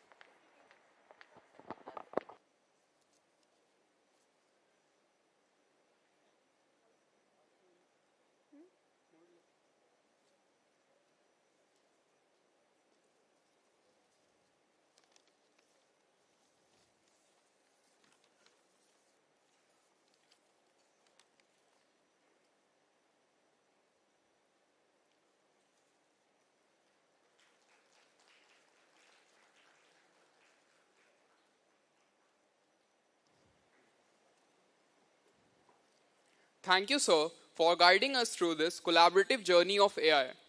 As we progress in this international dialogue on artificial intelligence, cybersecurity, and forensic DNA, we now focus on a topic that affects every individual, organization, and nation in our digital era: data protection, cybersecurity, and cybercrime as a service. Today, cybercrime is no longer an isolated act committed by individuals. It has evolved into cybercrime as a service, where ready-made tools, phishing kits, ransomware platforms, and deepfake technologies are available on demand. In such a landscape, the importance of data protection laws, regulatory compliance, and technological resilience cannot be overstated. To deliberate on this critical theme, we are honored to have an eminent panel under the guidance of Dr. G.K. Goswami, IPS, the founding director of Uttar Pradesh State Institute of Forensic Science, Lucknow. Sir, we are truly honored by your gracious presence with us today. Now, it is my privilege to introduce our distinguished panel experts, Shri Pawan Sharma, founder and CEO, Braviti Digital Incorporated, Dr. Amit Dubey, cybersecurity expert from New Delhi, Shri Aditya Ranjit Vadokar, founder and managing director, Fligan Systems Private Limited, Ms. Akansha Bhatt, data protection expert, partner Data Privacy and Cyber Law, G. Giri Partners and LLP, New Delhi. May I request all our esteemed panelists to kindly take their seats on the stage.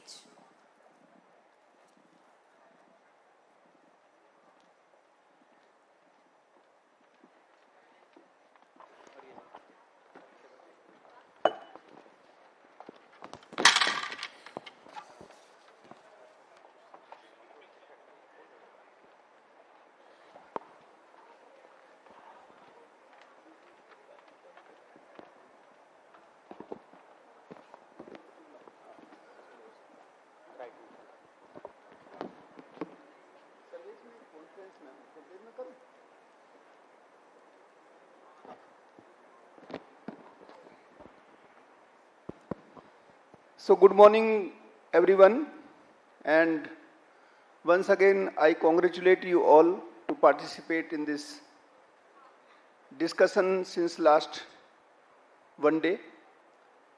I think we have deliberated on various issues right from artificial intelligence, cyber security, forensic DNA and all. Today this panel we are going to discuss about data protection, cyber security, cyber crime as a service. जो इस panel के जो हमारे esteem guest हैं, panelist हैं, उनसे आप वाकिफ़ हैं. पवन शर्मा जी को आप मेरे ख्याल से जो बच्चे प्रारंभ से हैं वो जानते हैं कि जो भी हमारे फंक्शन हुए हैं ये हमेशा यहाँ रहे हैं, और ख़ास बात यह है कि ये अमेरिका में रहते हैं लेकिन जब जब भी बुलाते हैं हम ये हमेशा आए हैं, तो इनका जो एसोसिएशन है वो हमेशा रहा है.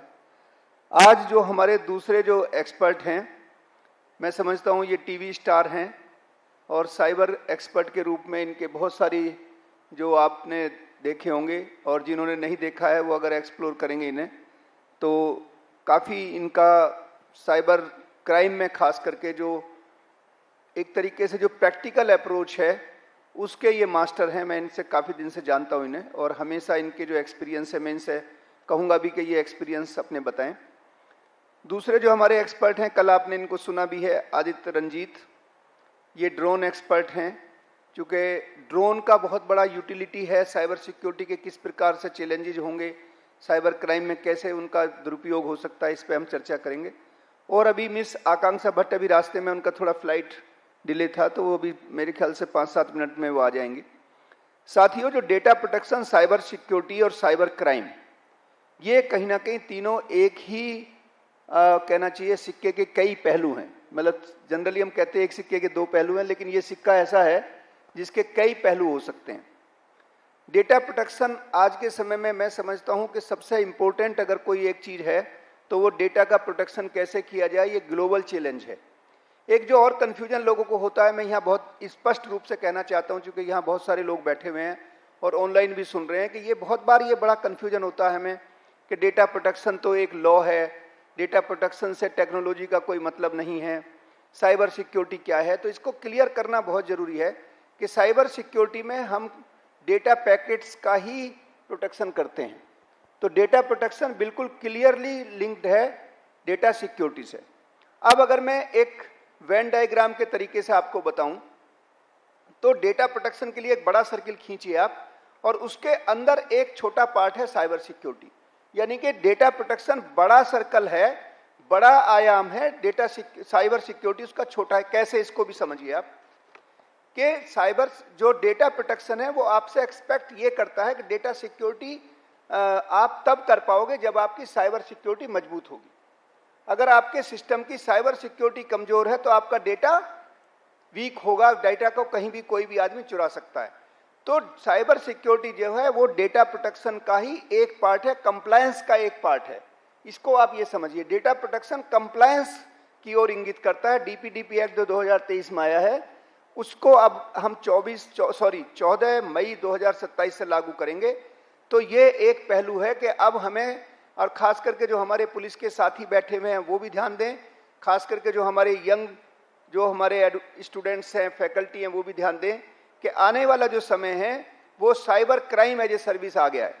एजेंटिक क्रिमिनल, जो आपने एआई जो सुना है, जो हम सभी जानते हैं एआई के बारे में, जैसे कहा कि सब पब्लिक के लोग भी जानते हैं, लेकिन एआई किस प्रकार से उसका दुरुपयोग हो सकता है वो हमें बहुत बड़ा चैलेंज है।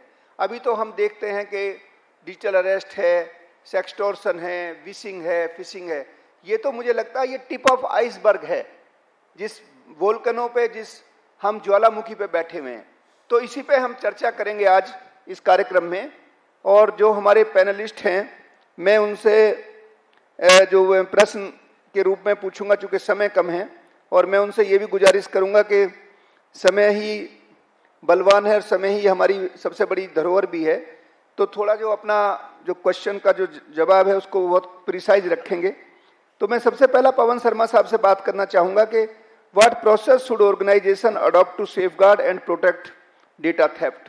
क्योंकि ये जो डेटा का जो चोरी होगी वो कैसे हम उसको रोकें, किस तरीके से जो आर्टिकल 25 है जीडीपीआर का वो कैसे ऑपरेट करें, तो इस पर थोड़ा प्रकाश डालिए आप। Thank you sir. तो सबसे पहली बात तो ये है कि ऑर्गेनाइजेशंस को या हमको एज इंडिविजुअल्स सबसे पहले हमको अवेयर रहना बहुत ज़रूरी है। जैसे हमने कल कहा था जागते रहो, हमें अवेयर रहना चाहिए। और दूसरी बात, हमें ऑर्गेनाइजेशंस में ट्रेनिंग और awareness is very very important. सबसे पहली चीज़ वो रखनी चाहिए। दूसरी चीज़ ये है कि हमें अपनी कंपनी की सारी जितनी भी कंपनीज होती हैं सबके पास उनका पॉलिसी होता है, जिसको हम साइबर सिक्योरिटी या इंफॉर्मेशन सिक्योरिटी मैनुअल पॉलिसी जो होती है वो इंपॉर्टेंट है, उसको देखें और उसको सदैव अपडेट करते रहें। क्योंकि हर बार चाहे आप जिस कंट्री में हो, जिस रीजन में हो, उसके local regulatory governances keep changing, so you have to ensure that is there. Third is, if we were India, or like if you look at in the financial sector in the US, it is GLB, NYDFS, यहाँ पे DPDP है, अभी DPDP आ गया है, लेकिन अगर health care में हो तो HIPAA है। तो ये सब चीज़ें हैं, तो इन सबको पहले इनका अध्ययन करें और देखें कि ये क्या नई चीज़ें आ रही हैं हमारे पास। फिर अपने पॉलिसी को वापस देखें और देखो कि वो जो पॉलिसी में हमने लिखा है और जो अभी जो न्यू रूल लागू हुए हैं उसमें गैप क्या है, उसको हम गैप एनालिसिस कहते हैं। उस गैप एनालिसिस करने के बाद आपको फिर सबसे पहले ढूंढना है। अभी आप बोलोगे अच्छा इसको रिमीडिएट कर दे, अभी हम इसको पॉलिसी में डाल दें, वो भी कर सकते हो, लेकिन what is the right thing to do? आपको जाके अपना डेटा डिस्कवरी करना चाहिए। क्योंकि सर आपने कहा कि डेटा प्रोटेक्शन पे है, तो आपको जाके सबसे पहले अपना डेटा डिस्कवरी करना चाहिए। तो काफ़ी टूल्स हैं आज की तारीख में जो एक स्पाइडर की तरह, मकड़ी की तरह क्रॉल करते हैं और आपके सारे सिस्टम से डेटा निकालते हैं। तो आप डेटा एक बार आपने ले लिया तो आपको पता होना चाहिए कि आपके पास डेटा कितना है। तो इस प्रोसेस को समझिए, डेटा कितना है, डेटा को मतलब आप क्वांटिफाई कर रहे हो। सेकंड, डेटा को क्वालिफाई करो, क्या सही है क्या गलत है, आपको क्या चाहिए, क्योंकि अभी डेटा डीपीडीपी में डेटा मिनिमाइजेशन कहा गया, तो आपको क्वालिफाई करना है।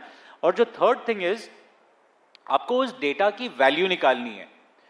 मेरे बच्चे का नाम क्या है या मेरे जूते का साइज क्या है, इसकी आपको जरूरत नहीं है, राइट? लेकिन वो ऐसा कौन सा डेटा है जिसकी वैल्यू सबसे हाई है, जो कि एक साइबर क्रिमिनल अगर उसको ले या चोरी कर ले, वो उस पर कैसे पैसा कमाए। So that is valuing a data.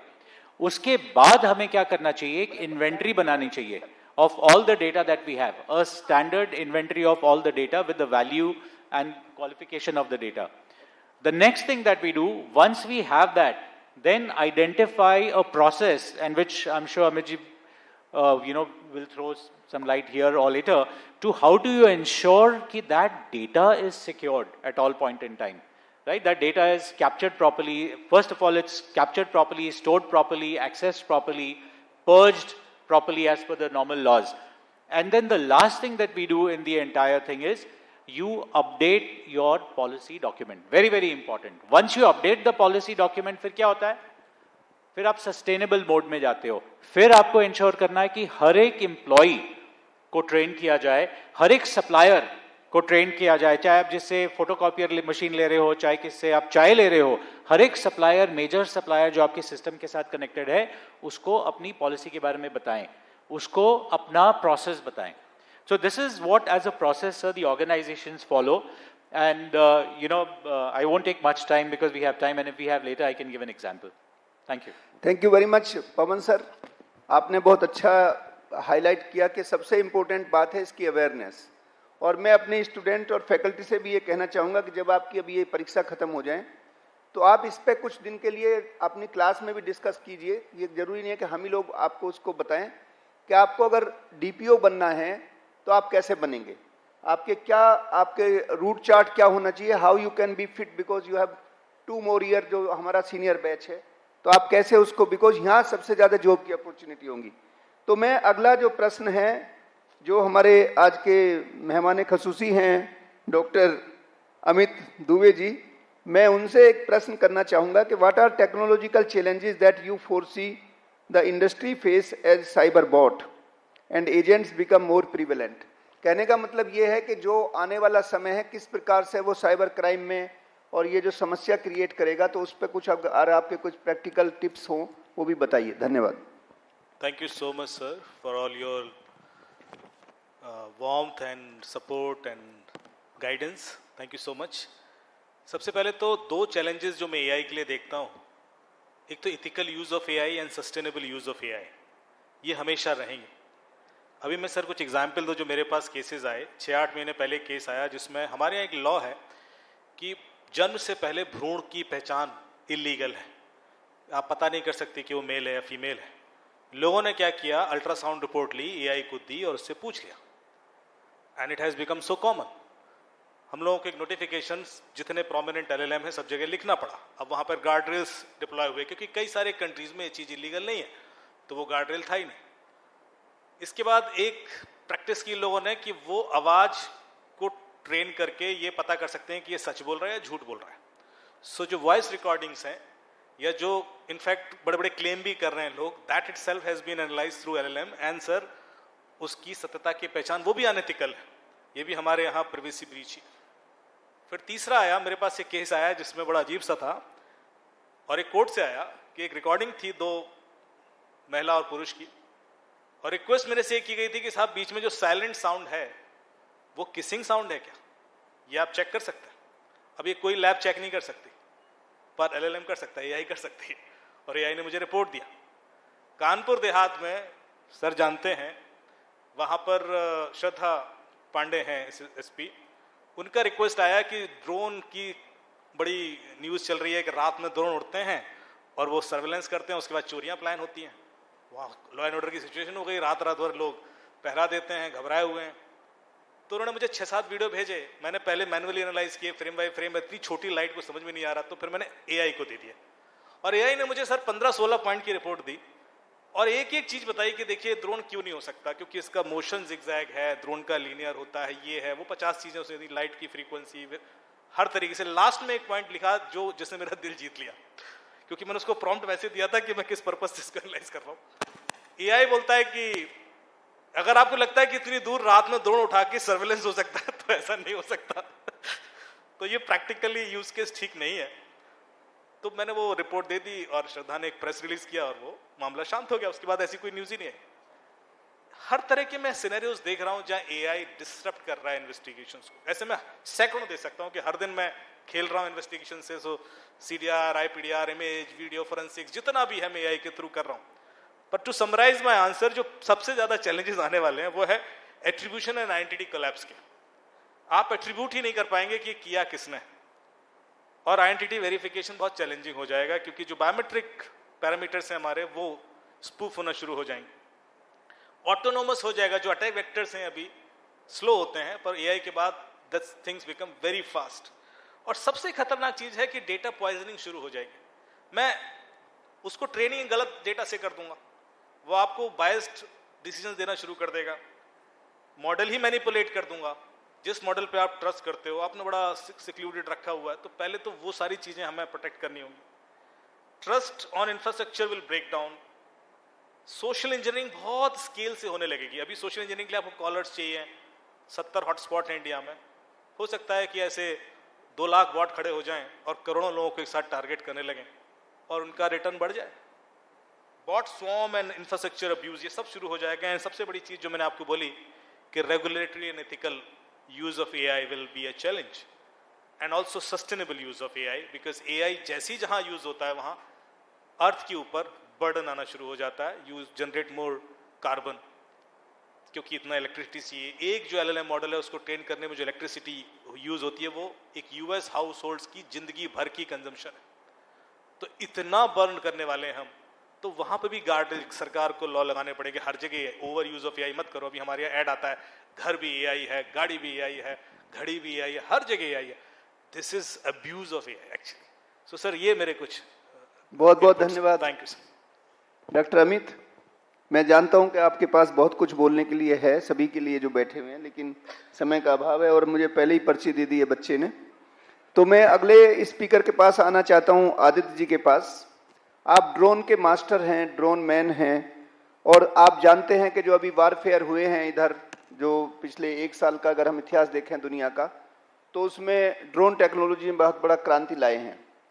तो ड्रोन एज ए सर्विस, आजकल शादी ब्याह में भी आप देखते हैं कि ड्रोन को एज सर्विस के रूप में लोग ले रहे हैं.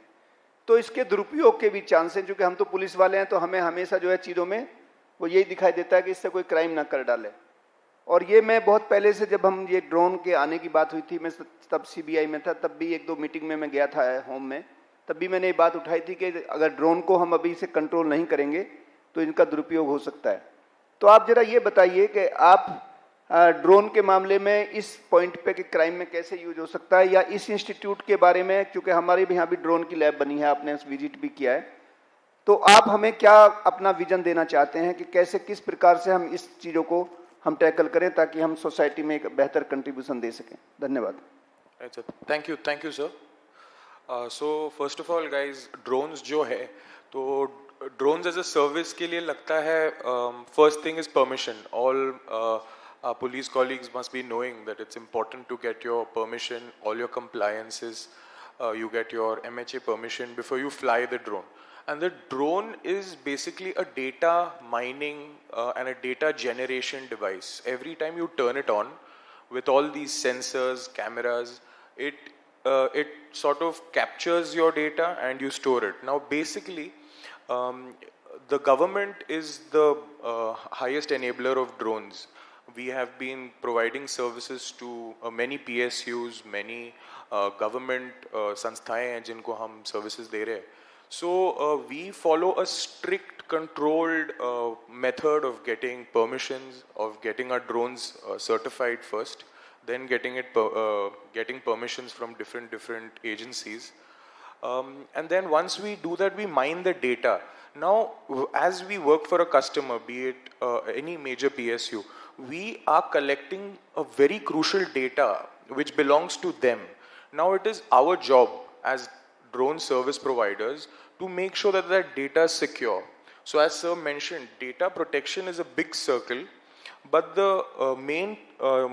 at the center of this circle lies the cyber security point. So like through this इस माध्यम से मैं बताना चाहता हूँ कि data protection officers, since morning we are discussing DPOs are very important. Now what will these data protection officers do in a drone company or a drone manufacturing firm is they are going to establish a proper system, a procedure to sort of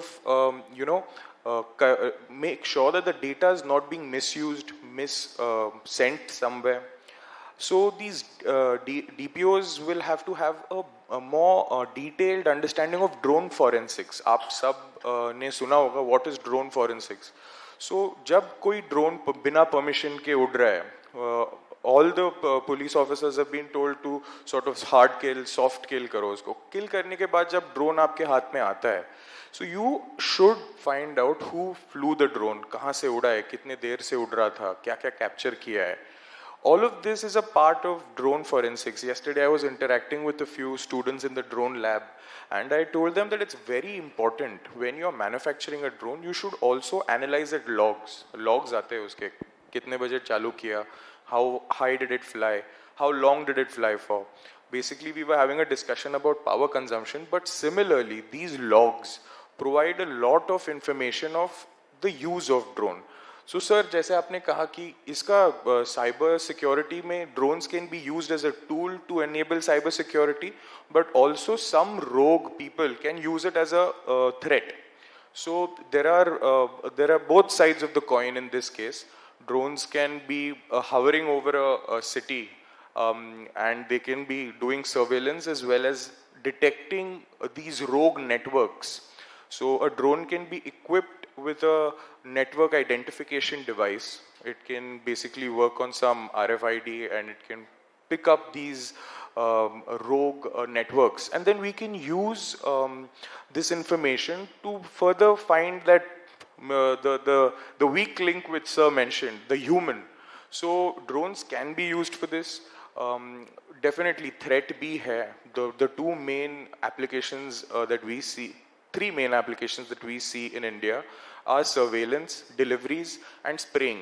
The spraying drones are also used for cross-border delivery of arms, ammunition. So there is a lot of requirement for these DPOs with drone forensic skills in border security forces, NSGs, then you have all the police departments. So a private company can also work in this, but then obviously, like, if you guys gain some experience in drone forensics, you can really have a bright future in terms of working with the police, the armed forces, the paramilitary forces.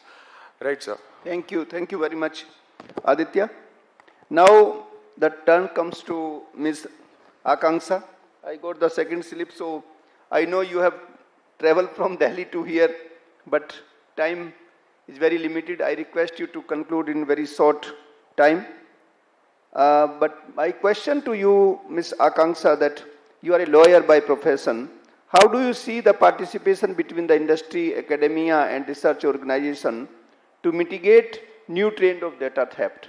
Data theft is a big challenge, and I believe कि आपको court में अगर ये कहा जाए कि बस madam 2 minute में बताइए, तो यही रिक्वेस्ट है आपसे कि बस 2 मिनट में बताइए.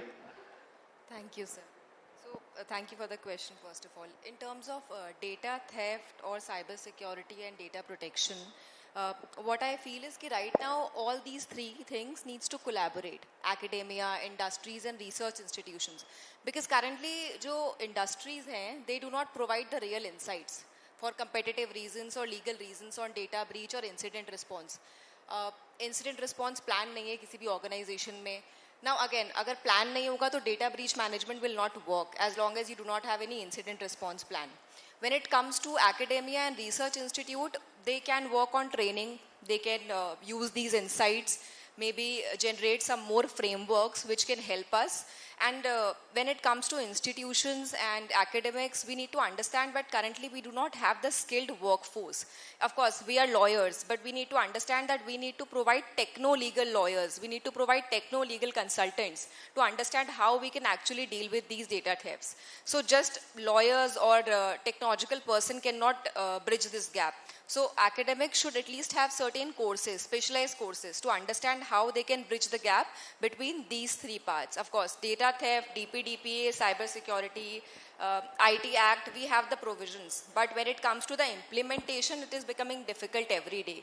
So to ensure that we are bridging the gaps, academics and research institutes needs to focus on the framework and courses, and of course, industry needs to share the real insights and focus on the incident response plans and data breach management. I think that would be all I say. Thank you. You are a perfect lawyer. You passed the test. 2 minutes you have done. I am really grateful that this panel has done wonderful, deliberation. Lot of points could have been discussed more, but because of paucity of time, I understand. But I sincerely pay my regards on behalf of the institute that their insights will definitely lead to further research and development in the institute. Thank you very much once again.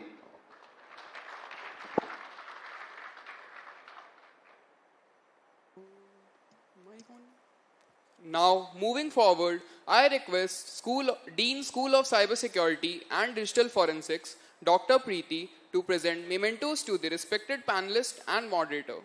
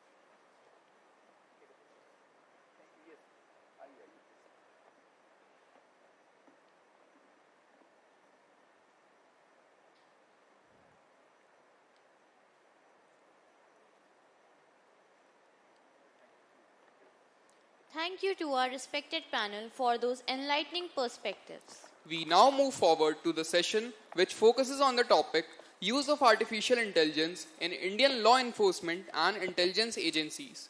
Artificial intelligence is now strengthening public safety and national security frameworks from predictive policing and facial recognition to video analytics and behavioral pattern detection.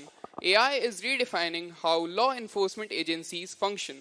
As the co-founder and CEO of Stack Technologies, Mr. Atul Rai has transitioned from an MS in AI at the University of Manchester to becoming a cornerstone of the global deep tech ecosystem. Recognized by Forbes 30 Under 30 Asia and honored with the National Startup Award, his work has turned standard surveillance into life-saving intelligence through the Jarvis platform. From securing 9 state police forces to optimizing global brands like Starbucks and Posh, his mission remains clear. So, we request you to share your valuable insights.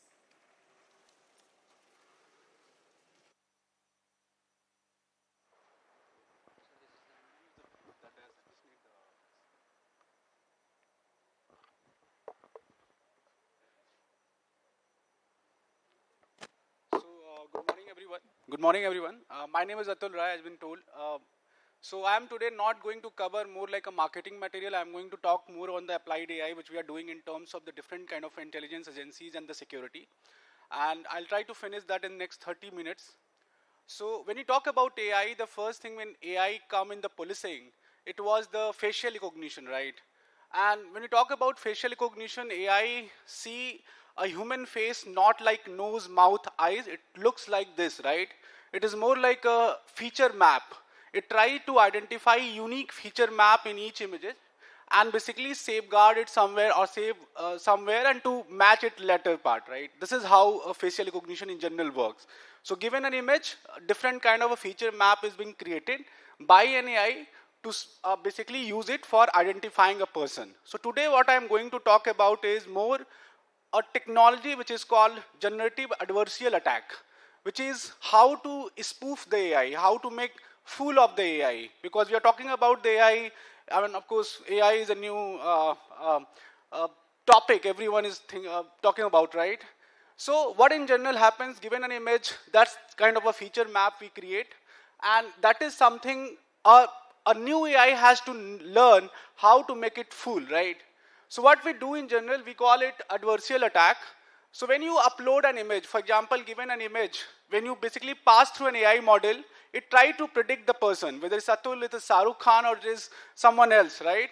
So what in general in this kind of AI model people do is, they try to learn when the AI is making the mistake. Means we are having one more AI, which is where we are passing, which is passing the image to the main model and try to learn कि ये वाला AI गलती कब कर रहा है. जैसे ही वो AI गलती करता है, जो अटैक करने वाला एआई है वो पैरामीटर लर्न करने की कोशिश करता है, and this is what we call adversarial training.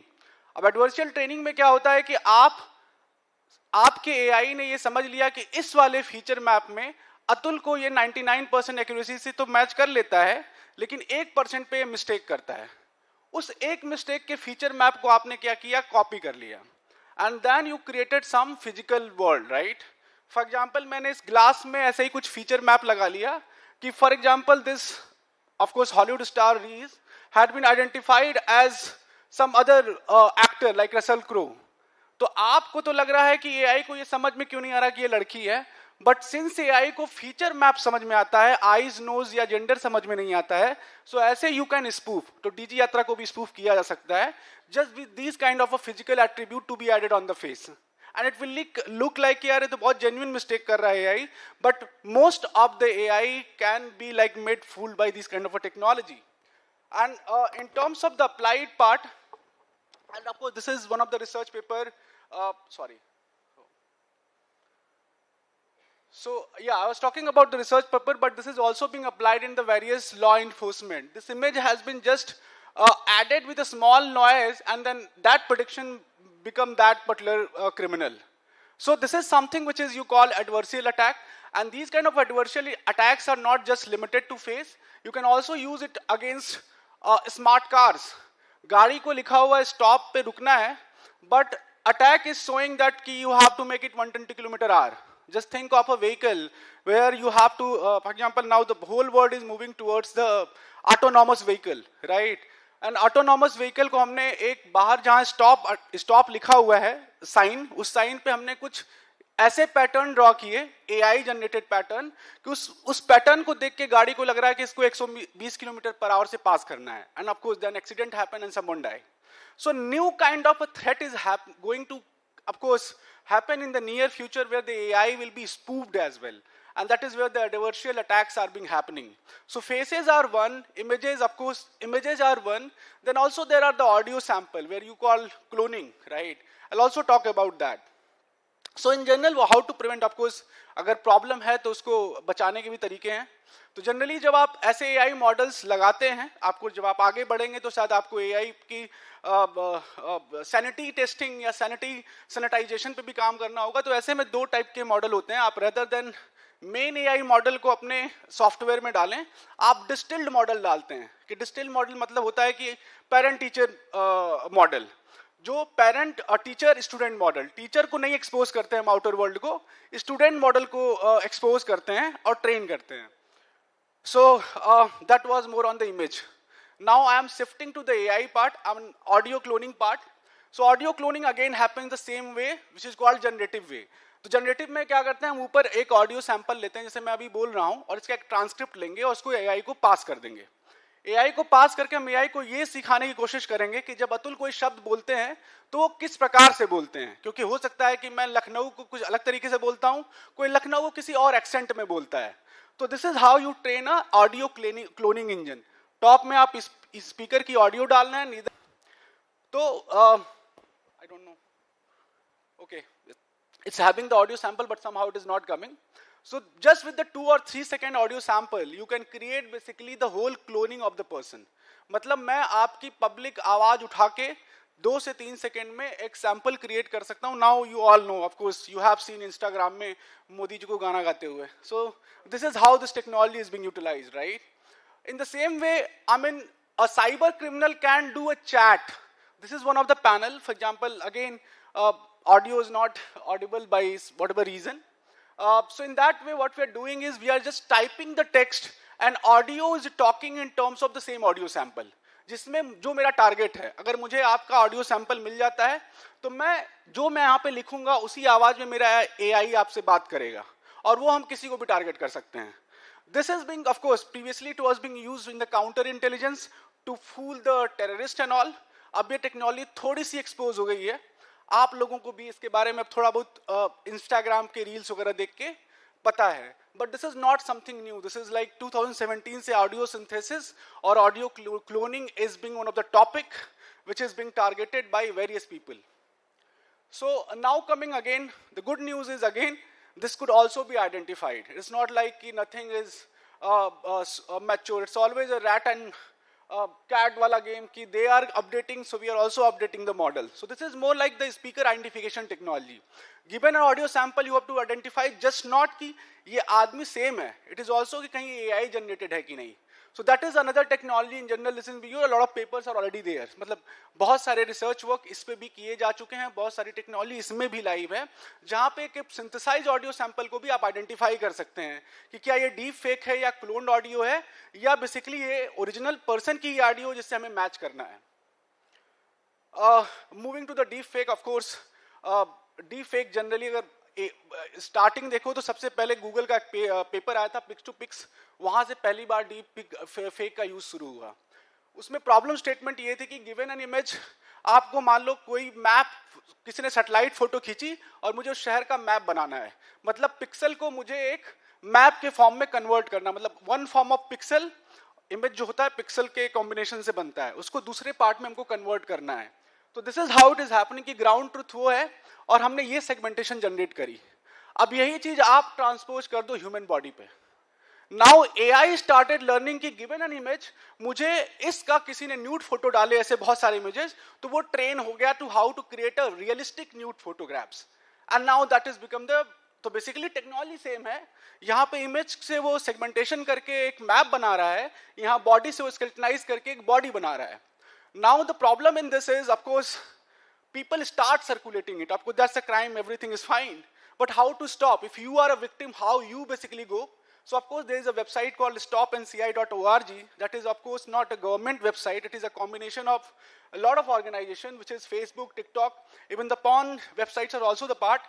ऐसी कोई फोटोग्राफ आपकी बने तो आप यहाँ जाके रिपोर्ट कर सकते हैं, अपलोड कर सकते हैं, तो they will remove by themselves. मतलब आपको पुलिस के यहाँ जाने की जरूरत नहीं है. Right?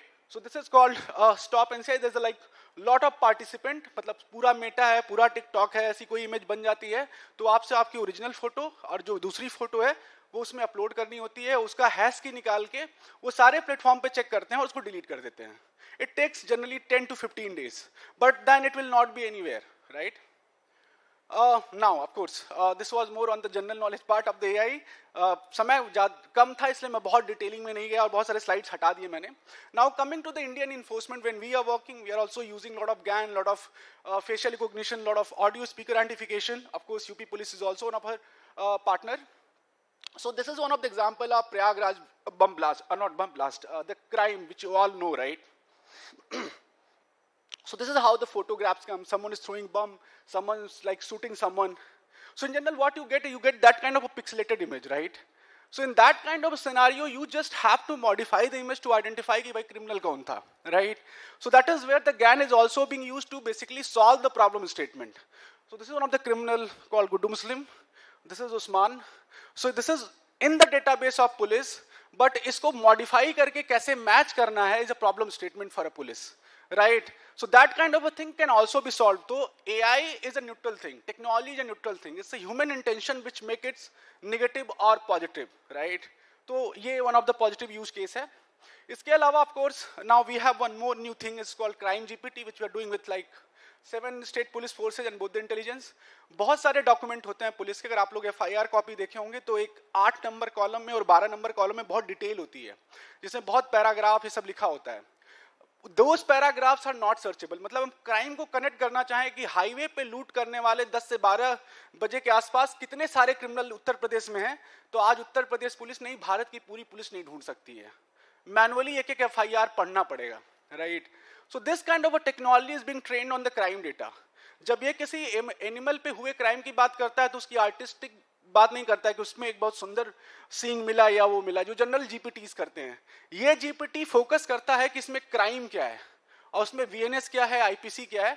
So this is one of the thing we do. For example, if someone search who's Atiq Ahmed from Prayagraj, it will basically perform all the analysis, find out all the documents, generate all kind of a report and give a final outcome to the police forces or maybe intelligence.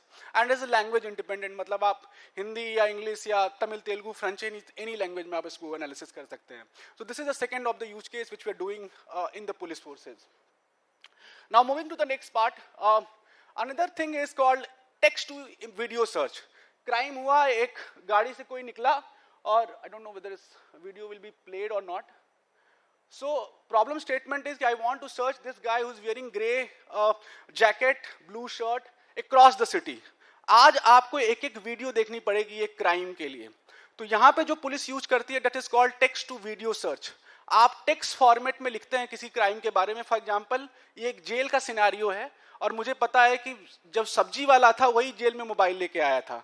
तो you just perform the search person carrying vegetable.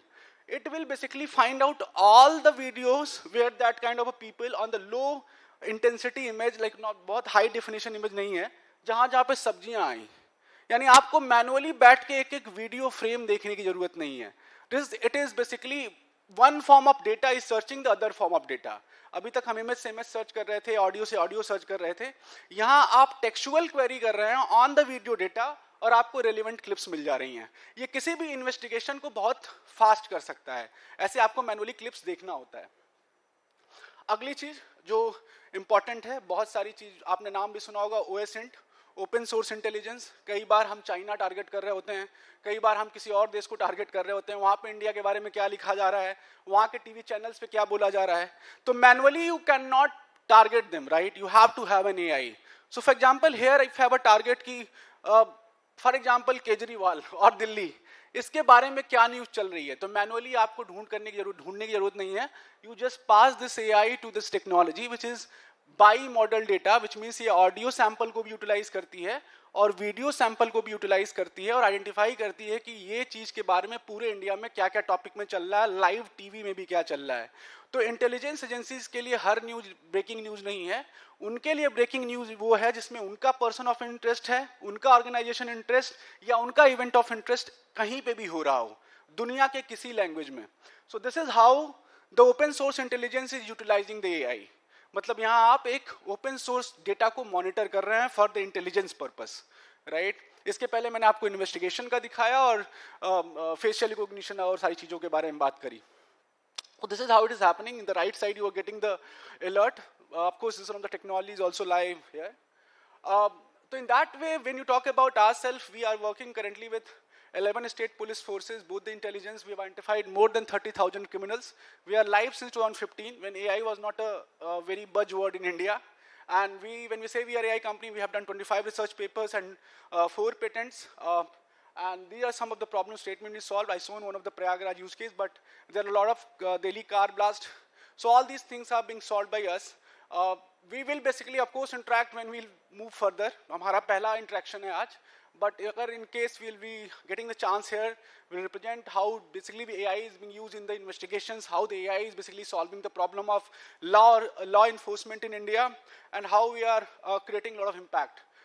मुझे 20 minute का time दिया गया था. I almost have completed my talk because आज समय शायद बहुत कम है यहाँ पे. But anyone, I think I still have 2-3-4 minutes. If you want to ask question, I'm open to take the questions. But this is all I wanted to cover today. If you want to write me, if you have any query, you can also write me on this number or in email ID. I love to interact with you guys, and of course, अगर आगे कभी हम लोग collaborate करेंगे या काम करेंगे तो we'll love to work with you guys as well. So if you have any questions, so fine. Otherwise, I mean, I'm good. Yeah. Perfect. Thank you very much. Now, moving forward, I request Dean, School of Law, Forensic Justice and Policy Studies, Dr. Sasha Mishra, to present Mr. Atul Rai with a memento.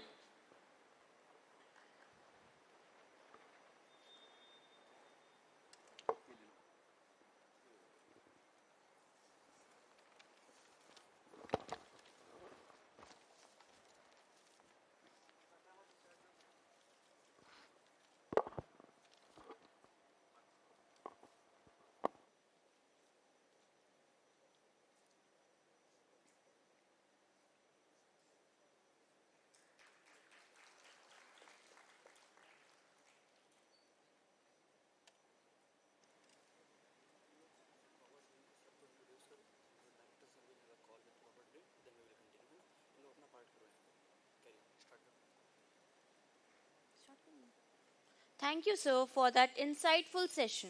We now transition from cyber intelligence to biological intelligence, DNA, the fundamental blueprint of human identity. The theme of this session is Future of DNA Forensics AI-powered DNA interpretations. The integration of artificial intelligence into forensic genetics is revolutionizing how DNA mixtures are interpreted, how probabilities are calculated, and how scientific evidence is presented in courts. It is our great honor and privilege to introduce our distinguished online guest, Professor Robert Green, OBE, School of Natural Sciences, University of Kent. His contributions to forensic genetics and advanced DNA interpretation methodologies have strengthened the global forensic science community. In recognition of his remarkable service to forensic science, he was appointed as an Officer of the Most Excellent Order of the British Empire, OBE, in 2008. In addition to his academic and professional excellence, he has also been serving as a magistrate for East Kent Bench since 2011. Professor, we are honored by your presence. Kindly enlighten us on the future of DNA forensics, AI-powered DNA interpretation.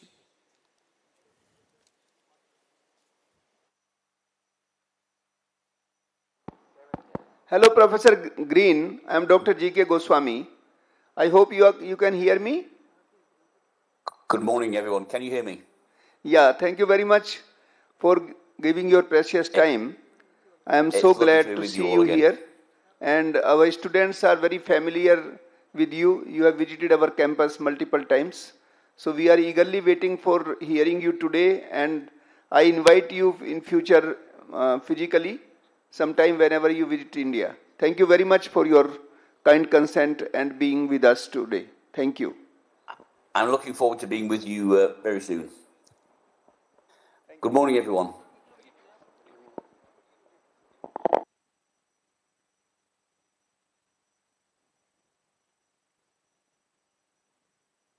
Excuse me a moment, I've just put up the wrong presentation.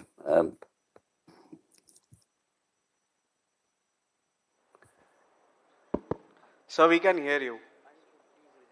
Okay, thank you. Let me just get the right presentation up. I've put the wrong slideshow up.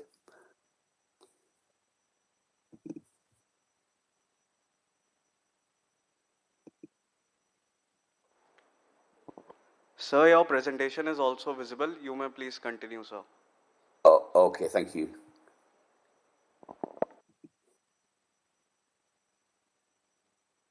Are you able to see the presentation? I thought that I would try to tailor my presentation to look at the very unique contribution that UPSIFS makes. It's really the only university that I know that has such a specific interest in both the legal aspects and the science. So it would be a real shame, a sin really, not to deal with that. So good morning, everyone. I'm going to depart a little bit from the script, although suffice to say that I was in court only yesterday, beg your pardon, the day before, where the nub of the case was a drug case where DNA had been recovered in small amounts on drug packaging, which had then resulted in what's referred to as a complex DNA mixture. And it turned out that the two experts couldn't really agree how to interpret this, and they were using probabilistic genotyping. One had used one methodology, the other had used the other, and the case really stalled that day. The trial really stalled because no one really could determine, could agree on which method had been used, and so. In the realm of DNA in particular, probabilistic genotyping is very much here to stay. So I thought that I would look at the landscape really as it stands now, to tell you about how things are in the UK and abroad. I do try to keep a close eye on what's happening both at home and abroad. And I think we have to understand where we are in 2026, and this presentation is really, as far as I can understand, up to date. We've got to look back to what I saw as a critical turning point in 2024, because in that year alone we used live facial recognition technology to scan 5 million faces, Once again, I was only looking in the news this week in the US, where a person had actually been taken to court purely and simply on the live facial recognition match. No further information, no further evidence than that. So it really seems that we're starting to blur the boundaries between the intended use, where we look at these things developing clues that are then taken forward or not by dedicated police officers, and the technology alone. So you can actually see there the key points there are the daily averages of these, how many faces are scanned every day, the hourly rate, the scope of these things, and really what happens if we gloss over the false error rate. There are a number of people in the sort of civil liberties movement who are starting to say, is this a little bit too much like Big Brother? So the core dilemma really is that on the one hand, the government are asserting that the technology is invaluable in crime fighting, and if indeed there are some real success stories appearing around the world. However, the deployment raises some profound issues that really cut to the heart of criminal justice. Excuse me, sir. So your PPT Yes? is not moving. So it's on the first page only. Let me just bear with me a moment, please. Let me just, if I can just, it's showing fine on my end, but I think I've made the schoolboy error of putting up the wrong presentation to begin with. Yeah, it's moving now. And now, can you now see it? Yeah, it's moving. It's moving now, sir. So you can see that? Yeah. Okay. In which case, then, let me just move back. So the government are asserting that this is a crime-fighting tool. It's invaluable, when the reality is that what happens when technology replaces human discretion. Our paperwork over here, our legislation really seems to show that AI should be used as that initial clue and actually not be a piece of evidence that's actually taken to court. To which end, the government have actually put up, made quite a substantial roadmap. This is a published roadmap in 2025, and it's in response really to where we are with AI, the evolution of AI. Now, on the one hand, when I've been researching where our AI is going, there's lots and lots and lots of focus on the technological aspects of AI, the machine learning, the large language models, and so forth. But it seems to me again where UPSIFS are so ideally positioned is to bridge that gap between the technology and the law. So this document sets out the comprehensive roadmap for embedding AI technology. It's one thing to produce the technology; it's another thing to actually get it embedded in the criminal justice system. And the aim is to integrate this across. You can see the courts, the prisons, the probation service, and really it's there already. I would say from the research I've looked at. Are my slides moving now? Are the slides moving? So slides are moving. They are, but it's not the presentation that I wanted to show. It's showing at my end, but a different presentation is at your end. Sir, this is the one which you have shared at your own. Let me try again. I really don't know how to. So can we present at our end? Let me see if I can do it at my end, if I can, just to begin with, because I do have the presentation on my screen, but it was just I made a silly error of putting this PowerPoint up and then wanted to give it another presentation. So it's showing at my end, but sadly not at yours. So let me see if I can stop sharing the PowerPoint.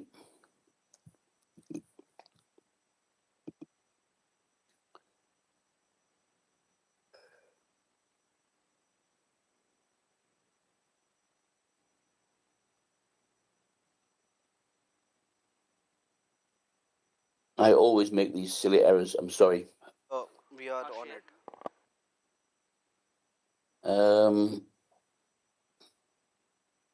That's the presentation. Are you moving it at your end now? So is it fine now? It is, yes. Sir, please continue, sir. Okay, are you going to move the slides or shall I move them? We're moving. You said you'll move them? Yes, sir. Okay, then, in which case I'm up to the slide that says key government assurances. So move forward one, please.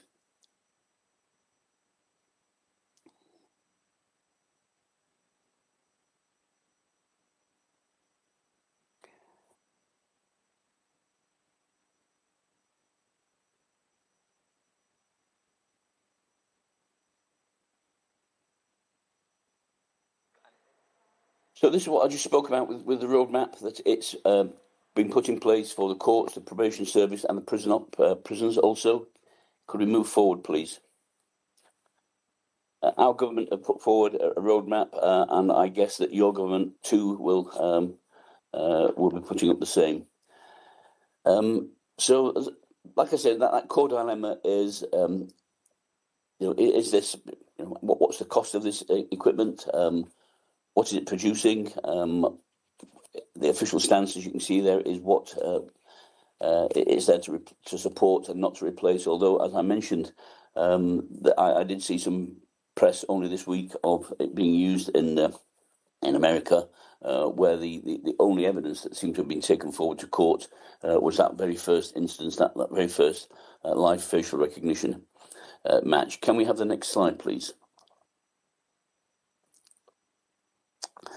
So the key to mention there is that it's not a new phenomenon. It's actually been around quite a long time. What's actually changed recently is the speed. You saw in the link to the action plan of 2025. But in a sense, we've actually been using these algorithmic methods for years. My first involvement with this was actually using logic trees back in my time with the Forensic Science Service. Of course, they're used in automatic number plate recognition. They're used in probabilistic genotyping software. So there's hardly an area where this has not, AI and large language models, machine learning has actually not played a part for many years. Look no further really than fingerprint databases. AFIS, automated fingerprint recognition systems, are have been underpinned for many years by this technology. Can we move on, please? So what's changed really is the speed and the scope of the evolution, and that's really where the link between the technology and the implementation really matches. So, as I said, we've seen this being used now with automatic number plate recognition. We've seen it used in legal procedures, AI e-disclosure tools to sift through millions of documents. It's used in prison and probation to actually look at risk assessments, to actually, can we make these parole decisions? And it's been used for many years in legal research, Lexis, for example. So once again, it's not a new phenomena. Once again, the new phenomena really is the speed at which this technology is developing. Could we move on, please? So at the heart of this tension is... this is the heart of the debate, really. Is it a tool for preventative policing, focusing on predictive risk and behaviours, or is it a tool for administrative efficiency? Well, I would say it's both. The two are not mutually exclusive. We should, of course, exploit the technology to its fullest, but make sure that we get the most out of it, because there are the civil libertarians looking over people's shoulders to say, look, is this one step too far? Like I say, the more we get the headline of, the person in the US being taken to court, basically on a live facial recognition match and nothing else, the more we add fuel to those dissenters. Can I have the next slide, please?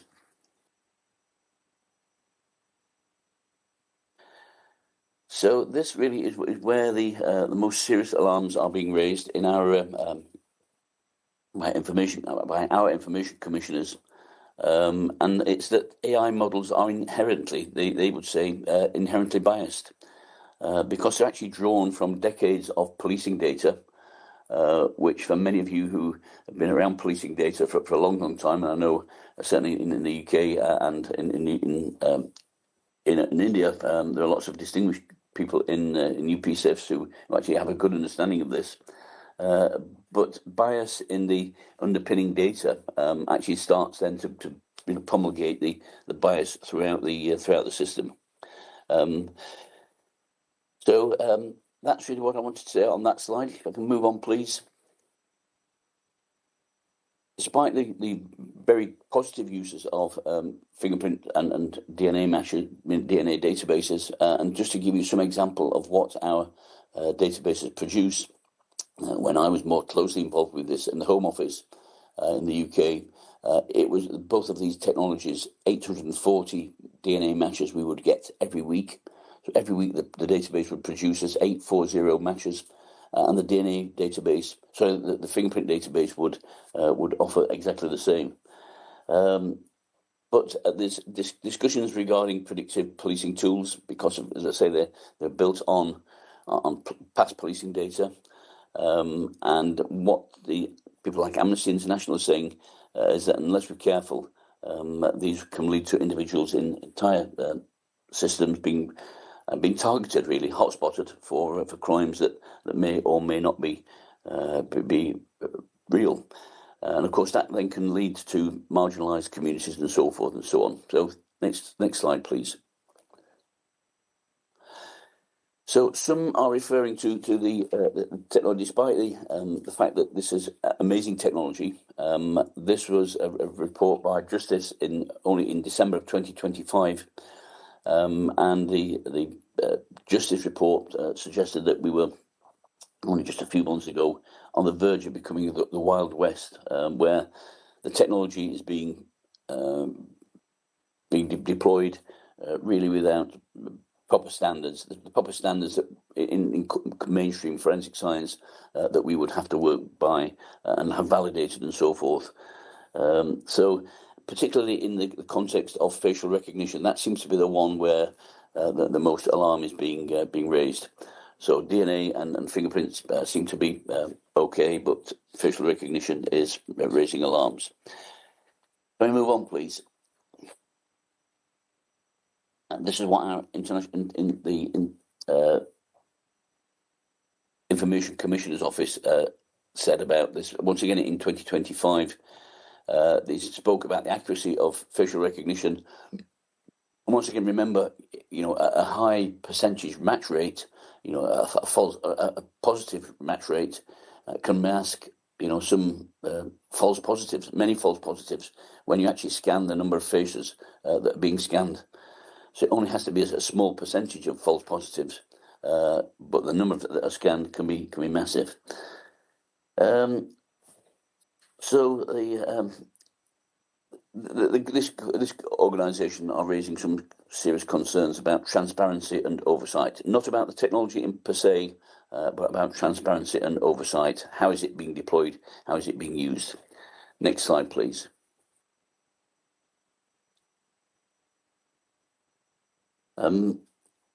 So beyond biases, there's another profound risk. One is the risk of automation. And that's once again what we saw only last week when I was looking at the press release in the US.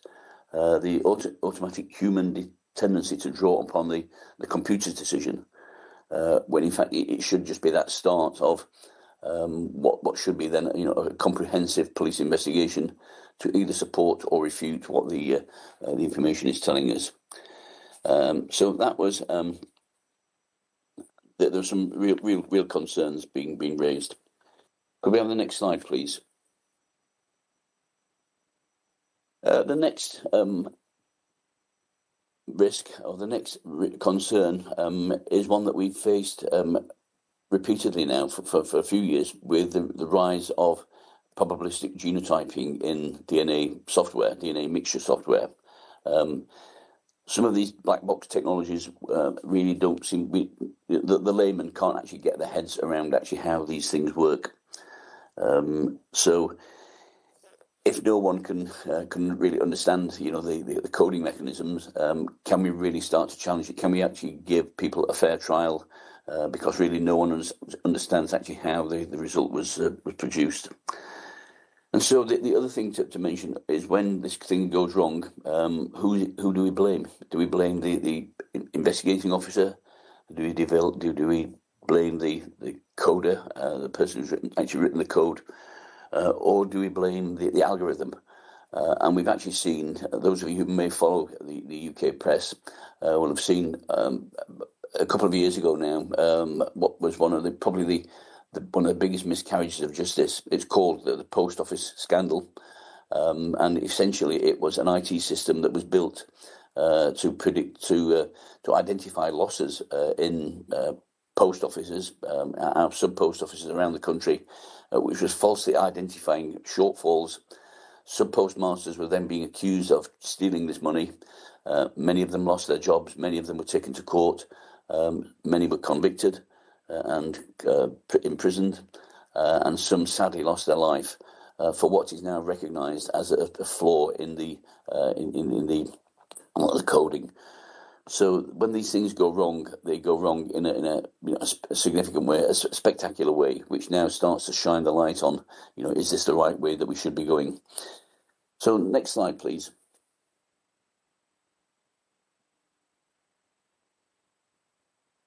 So what we'd say is that there's a dangerous narrative being put forward at the moment. These things are being put forward on the basis of we do have overwhelming court backlogs, and so that the need to actually produce these models seems to be ever more important. We hear about constant backlogs in public services, and these things are now being put forward as silver bullets. As I say, it's a risky approach, and you can actually see the headline from the Guardian only recently. High Court tells UK lawyers to stop misuse of AI after false case law citations. Once again, a rookie error, really, that you think would not make its way into court. But you'll see that it's not just about forensic science. It's not just about biometrics. It's actually, AI is there all the way across the criminal justice system. Can I move on, please? We have in the UK sentences which are called imprisonment for public protection, IPP sentences, which are being identified at the moment as human rights disasters. Because we actually are using, or it is said that we're actually using AI to predict whether it's safe or not to release these people from prison. And so it's, once again, people who are looking over our shoulder nowadays to say, look, has this technology gone too far? Are only waiting for these instances to really take hold. And they would like, I think, to restrict the use of this. So, do they give us that illusion of scientific objectivity, but actually having catastrophic results which are destroying thousands of lives with IPP sentences, with the post office scandal, with false matches, with facial recognition? Can we move on, please? So, I think whilst that we accept truly that there are some real benefits of advancing this technology, we must have some checks and balances.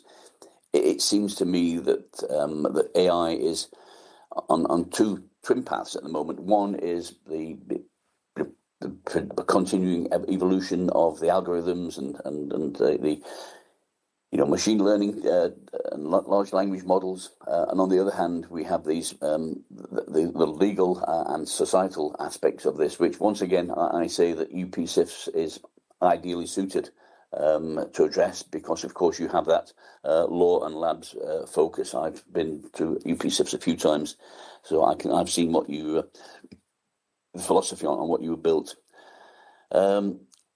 So once again, you can actually read the slide. A young woman activist misidentified in a peaceful process, which then leads on to a dawn raid, and item B, a young woman repeatedly flagged for minor offences committed by someone with a similar facial appearance.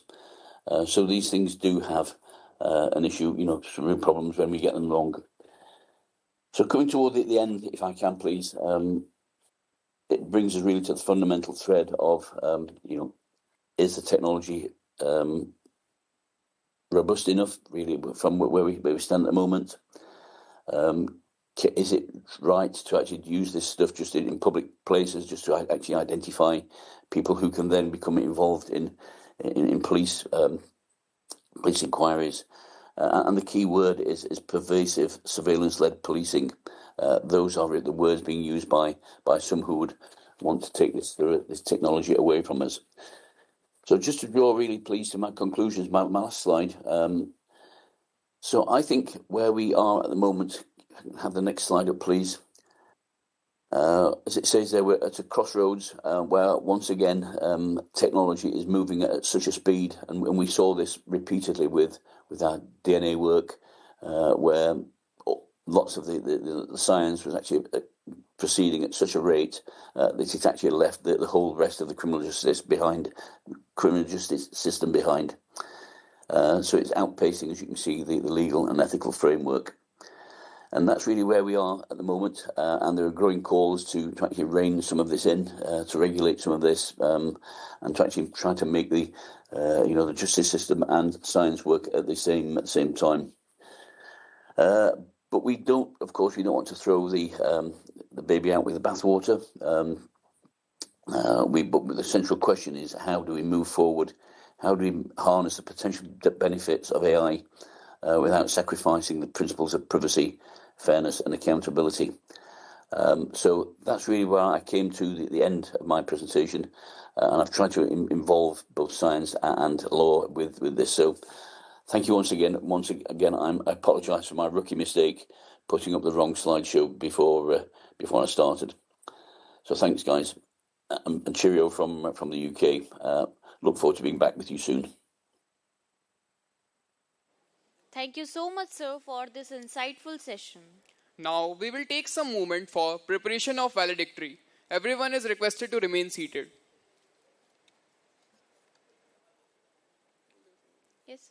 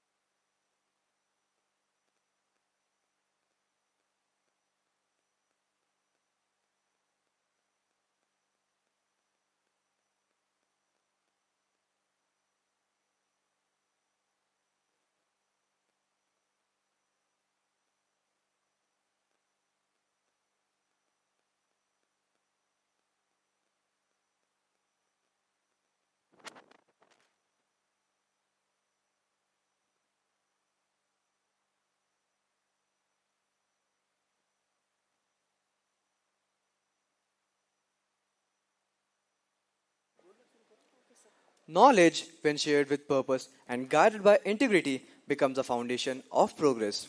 Good afternoon, Honorable Chief Guest, Guest of Honor, respected Director Sir, esteemed dignitaries, faculty members and fellow students. I, Harsh Sharma, And I, Riddhi Jain, extend a heartfelt and gracious welcome to all present here this afternoon. Over the past 2 days, this workshop has witnessed enriching discussions, insightful technical sessions, and meaningful academic exchange. To formally commence this valedictory ceremony, I request our Honorable Chief Guest, Guest of Honor, Director Sir, and the respected dignitaries on the dais to kindly proceed for the ceremonial lamp lighting, a tradition that signifies the illumination of knowledge, wisdom, and righteous purpose.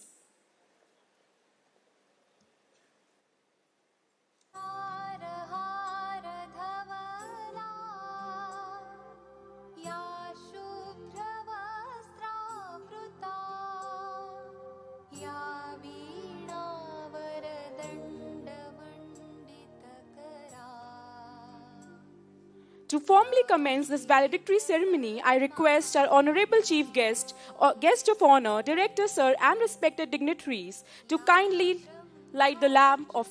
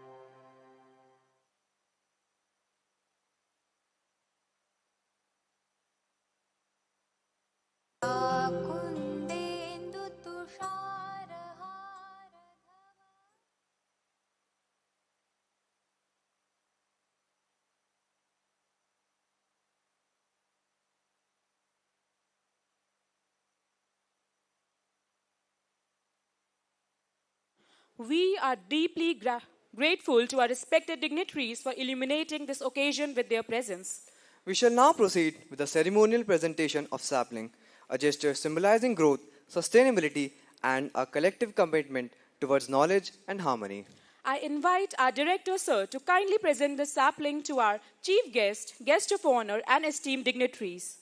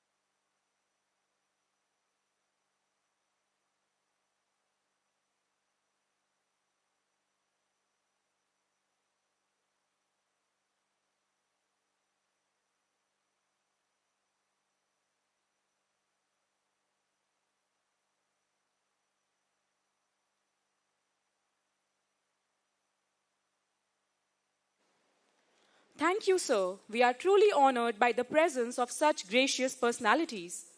It is my privilege to introduce Dr. G.K. Goswami, Founding Director of UPSIFS. A 1997 batch IPS officer, he has served in several prestigious positions, including Joint Director at the CBI, Chief of the UP ATS, and Additional Director General of Police, and has also worked with UNODC. He is a highly decorated officer honored with the Police Medal for Gallantry and the Medal for Meritorious Service by the Honorable President of India.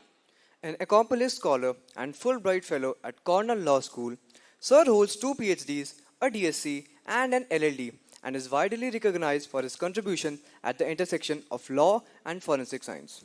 To present an overview of the Institute and to highlight the key outcomes of this 2-day workshop, I invite Sir to address the gathering.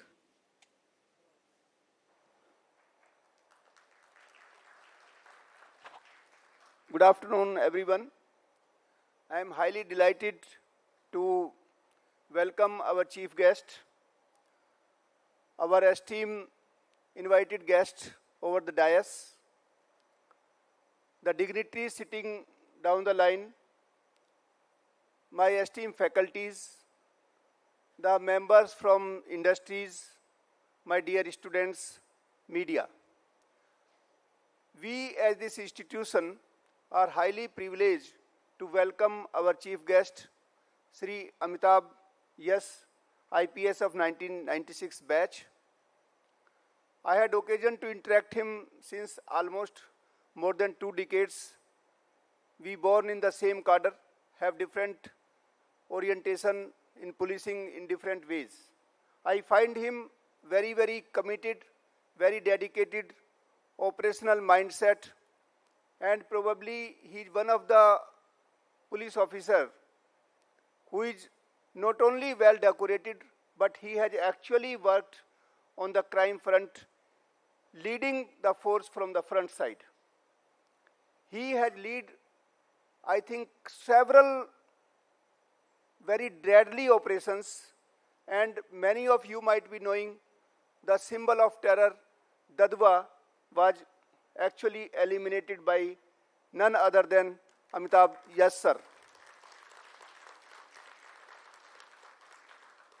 Why I am so much overwhelmed with that? Because I was also SP in Chitrakoot, and I know the difficult terrain, the nuances and nuisances what Dadwa has created in that area is not unknown to everyone sitting here. The other dignitaries, the director of Birbal Sahni Paleobotany Research Center, which is a DST Government of India, very reputed institution. He is also with us. Madam Director Naipar from Raebareli, although the main campus is in Chandigarh. So she is also with us. Our very esteemed speaker, who has been associated with this institute almost since beginning, Shri Pawan Sharma ji. We are all grateful to all of you to grace this occasion and to bless us particularly by all of you. Sir, this institute, as you know well, and many of you are knowing, but still it is my duty to tell that this is the institute which was actually founded by the vision of our Honorable Chief Minister, Yogi Adityanath ji. It lies in his core of his heart, and the foundation stone was laid on 1st August 2021 by Honorable Home Minister of India, Amit Shah ji. In record 2-year time, we have entered to this institute, and the first batch was invited to inaugurate the first session by Honorable Chief Minister on 16th August 2023 at his home. Probably this is the only institution where all the students, faculty, and we all were invited by Honorable CM at his home. And we were being given so much of love and care, we never forget all through our life. So that was a unique observation which I always carry in my heart deeply. Then we have started several courses here. We have 3 schools. One is Forensic Science School, where we conduct graduation and post-graduation degrees. Then we have Legal Studies, where we have again BSc LLB 5-year integrated course and 2 LLM course for 1 year each. Then we have BTech, Computer Engineering, Cyber Security, Cyber Forensics, and particularly with the new technologies. So our motto of this institute, which is unique again, is Law with Labs. We have integrated law and technology. And the new laws, the Naveen Achar Sanhita, the Naveen, what we call that? Naveen Nyaya Sanhita. This is a new term, actually very recently has been introduced by the government of India. Otherwise we call them earlier new criminal laws. So now we should not call them new criminal laws. We should call them Naveen Nyaya Sanhita. So in that also, the integration of technology with law is the paramount. We have shifted from penal provision to judicial provision. तो अगर मैं एक शब्द में कहूं कि हमारे जो नए कानून हैं उनका मिशन क्या है, वो है दंड से न्याय की ओर. इसी को हमने ध्यान में रखते हुए जो लॉ विद लैब्स को रखा है, जो हमारे लीगल के स्टूडेंट्स हैं उनको हम पूरी टेक्नोलॉजी के बारे में बताते हैं और जो टेक्नोलॉजी के लोग हैं उन्हें हम लीगल के बारे में बताते हैं. तो this is a unique combination and this is getting day by day so much of importance. अब जो आने वाला समय है वो साइबर क्राइम का है, हम सभी जानते हैं. और हमारे जो मुख्य अतिथि हैं उनका इस फील्ड में बहुत बड़ा योगदान है. काफ़ी सारे उन्होंने ऐप बनाए हैं. अभी उत्तर प्रदेश पुलिस को इस बात का फ़ख्र है कि हमने बहुत सारे ऐसे नए नए ऐप बनाए हैं और उसको बनाने वाले भी लोग यहाँ जो अभी आपको जो पहला जो अभी यहाँ एक प्रेजेंटेशन हुआ था उसमें भी आपने देखा कि किस तरीके से जो हमारे टेक्नोक्रेट हैं वो उत्तर प्रदेश पुलिस के साथ मिलकर के कैसे हमारे नए नए समस्याओं को हल करने में हमारी मदद कर रहे हैं. ये इंस्टीट्यूट ने 2.5 वर्षों के अंदर न केवल एकेडमिक के क्षेत्र में बल्कि ट्रेनिंग के क्षेत्र में भी नए आयाम स्थापित किए हैं. और मैं यहाँ कहने में बहुत हर्ष का विषय हम सभी के लिए कि हमने लगभग 3000 लोगों को अभी तक, जो हमारे पुलिस के लोग हैं उत्तर प्रदेश पुलिस, उसमें हमारे आर्मी के भी लोग हैं जिन्हें हमने 40 लोगों को 3 महीने की एडवांस साइबर सिक्योरिटी की ट्रेनिंग दी. हमने यहाँ कस्टम, इनकम टैक्स, आरपीएफ जैसे संस्थानों को भी ट्रेनिंग दी है. तो एक इतने छोटे से कार्यकाल में न केवल हमने एकेडमिक सेक्टर में बल्कि हमने ट्रेनिंग सेक्टर में भी अपने आप को बहुत बड़े लेवल पर स्थापित किया है. अभी जो आने वाला चैलेंज है वो है डेटा प्रोटेक्शन को कैसे करें, डीपीडीपी एक्ट को कैसे लागू करें. तो मैं यहाँ कहना चाहूँगा सर कि हमने उस पर भी लगभग 1 वर्ष से जिस तरीके से हमने उस पर काम किया है, निश्चित रूप से हम डीपीओ की ट्रेनिंग और बाकी ट्रेनिंग भी बहुत जल्दी शुरू करेंगे. इस संस्थान के अंदर कमांडो की ट्रेनिंग भी जल्दी इस बार जो I4C है वो हमें देगा. मैं यहाँ ये भी बताना चाहूँगा कि I4C जो MHA का एक बहुआयामी है, एक जो वर्टिकल है, उसने हमें इस वर्ष 5 हमें ट्रेनिंग दी थी जिसमें हमने 200 लोगों को ट्रेंड किया. इसी तरीके से हमारे यहाँ जो BPRND के द्वारा 2 वर्टिकल इंटरेक्शन कोर्स दिए गए जिसमें सीनियर IPS ऑफिसर ट्रेनिंग करते हैं. और किसी भी संस्थान के लिए वर्टिकल इंटरेक्शन कोर्स कराना एक बहुत ही सौभाग्य और बहुत ही सम्मान का विषय है. आज भी वर्तमान में अभी भी इस समय सर हमारे यहाँ वो जो सेकंड बैच है वो ट्रेनिंग रत है. वो कल हमारे यहाँ थे और अभी भी उसमें जो हमारे 14 ऑफिसर हैं वो यहाँ आज आए हुए भी हैं इस प्रोग्राम के लिए भी. तो इस तरीके से जो हमने पूरा इसको व्यवस्था को बनाया है, ये जो कार्यक्रम है, मैं इसका भी सूक्ष्म रूप से आपके समक्ष इसका एक सारांश रखना चाहूँगा, एक समरी रखना चाहूँगा कि ये जो कार्यक्रम है 2 दिन का जिसका आज आप समापन के लिए आए हैं, ये कल सुबह 9:30 बजे प्रारंभ हुआ. इसका जो थीम है वो है आर्टिफिशियल इंटेलिजेंस, साइबर सिक्योरिटी और फोरेंसिक DNA, जो आज के समय में बहुत ही समसामयिक है. इसमें हमारे जो उत्तर प्रदेश के जो ACS हैं, upper chief secretary, additional chief secretary Shri Sanjay Prasad IAS, जो ऑनरेबल CM साहब के ACS और होम डिपार्टमेंट के ACS हैं, वो कल यहाँ मुख्य अतिथि के रूप में पधारे। इस पूरे कार्यक्रम में न केवल भारतवर्ष के विभिन्न क्षेत्रों के, चाहे उसमें एकेडमिक्स के लोग हों, इंडस्ट्री के लोग हों, जुडिशियरी से भी लोग आए, काफ़ी यहाँ पे डाइवर्स यहाँ स्पीकर्स रहे। यहाँ वाइस चांसलर राम मनोहर लोहिया, जो एक बहुत बड़ा संस्थान है यहाँ उत्तर प्रदेश में लखनऊ में स्थित, IIM के डायरेक्टर यहाँ थे कल। यहाँ पर ट्रिपल आईटी लखनऊ के डायरेक्टर महोदय भी यहाँ आए, उन्होंने अपने विचार रखे। इस प्रकार यहाँ एक पूरा का पूरा, जब भी हमने विशेष रूप से बुलाया, सभी लोग यहाँ आए। आज भी इंडस्ट्री से बहुत सारे लोग हैं, जिनमें जी स्केलर के लोग हैं, सिस्को से आए हुए लोग हैं, TCS से लोग हैं, और बहुत सारे हमारे आमंत्रित जो व्याख्यान देने वाले विशेषज्ञ हैं, वो हमारे कहने पे सर हमेशा आते हैं। मैं उनका भी हृदय से आभार व्यक्त करता हूँ। यहाँ पुणे से विशेषज्ञ आए हुए हैं, मैं सभी का हृदय से इसलिए आभार व्यक्त करता हूँ कि हमें जब हमने आपको बुलाया है, इतने छोटे से इंस्टीट्यूट में जिसकी कुल आयु अभी 2.5 वर्ष है, बुलाने पे सभी लोगों ने यहाँ अपना पूरा योगदान दिया है। यहाँ अमित दुबे भी हैं, जिनका नाम सभी जानते हैं साइबर क्राइम में, उन्होंने भी अपने विचारों को यहाँ रखा। मैं उनका भी हृदय से आभार व्यक्त करता हूँ। आने वाले समय में हम लोग और यहाँ काम करेंगे। अभी तक जो जब आप भी आए थे सर, पिछले जो कार्यक्रम में माननीय मुख्यमंत्री जी का जो कार्यक्रम था, उसमें हमने जो DNA की लैब जो स्थापित की है, जिस प्रकार से हमने AI रोबोटिक्स का जो मॉडर्न, बिल्कुल अल्ट्रा मॉडर्न जो लैब बनाई है, वो तो सारी लैब बन चुकी हैं, लेकिन अभी जो भविष्य में हमें बहुत कुछ काम करना है। 3D की लैब बनानी है।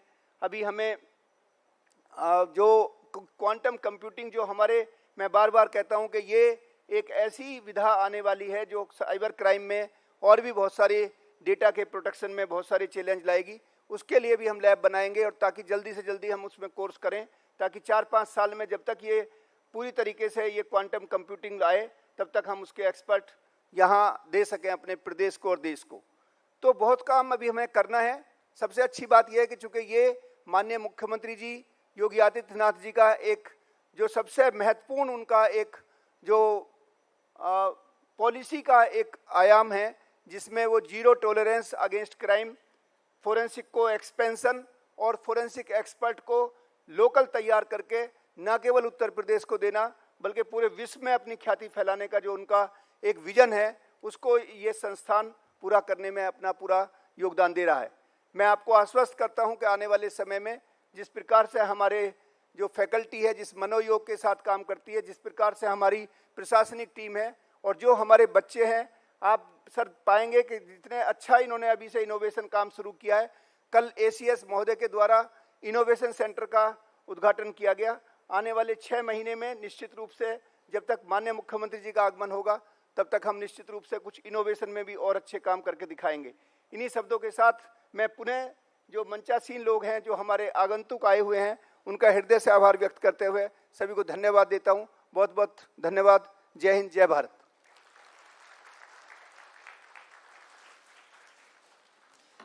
Thank you, sir, for that comprehensive and insightful presentation. Your words have truly reflected the vision, dedication, and academic strength of this institute. It is the matter of immense pleasure to have our guest of honor, Shri Pawan Sharma, founder and CEO of Bravity Inclusive USA. Sir is a limited partner and angel investor in deep tech companies in India, Singapore, and USA. His investments are in products in the areas of AI, cybersecurity, supply chain management, drones, robotics, and quantum.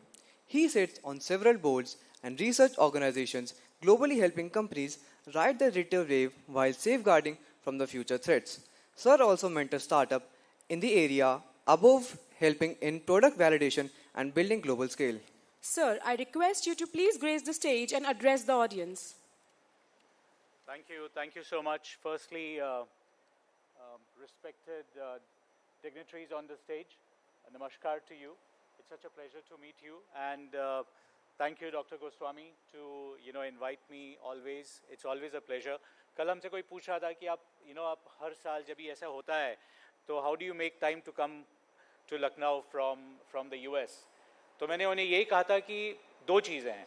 पहली बात तो ये है कि ये world में एकमात्र एक इंस्टीट्यूट है, and I sit on several boards in the US and India of both educational and private organizations.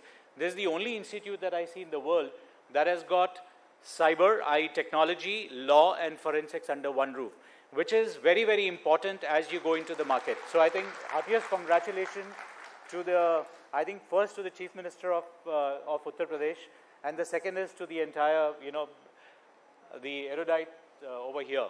The second reason is I come here for my own selfish purpose.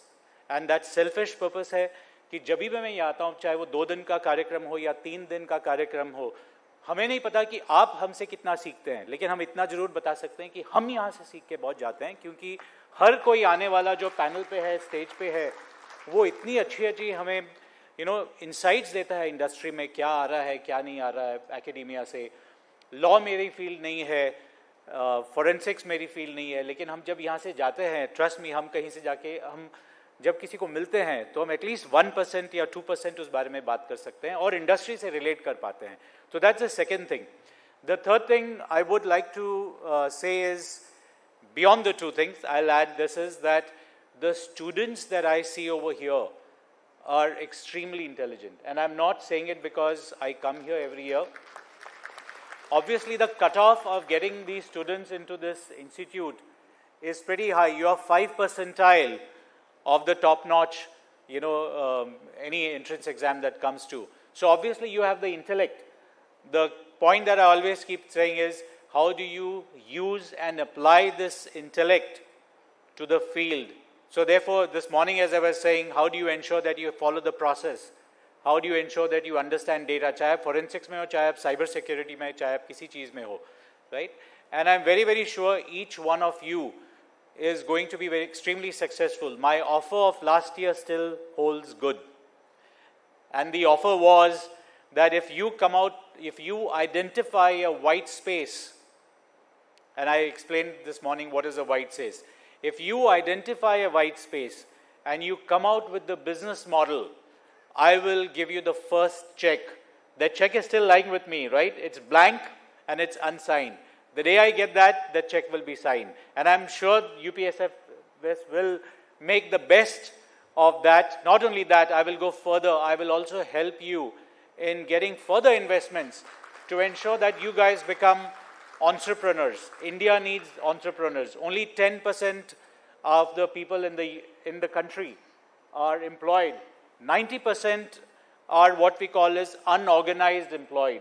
And it's very important for us as a citizen of India to become entrepreneurial. That will help us become a global partner. So with that, once again, sir, thank you so much for inviting me to this institute. It's a pleasure, and I would say it's also a privilege of mine. Thank you so much. God bless you. Take care.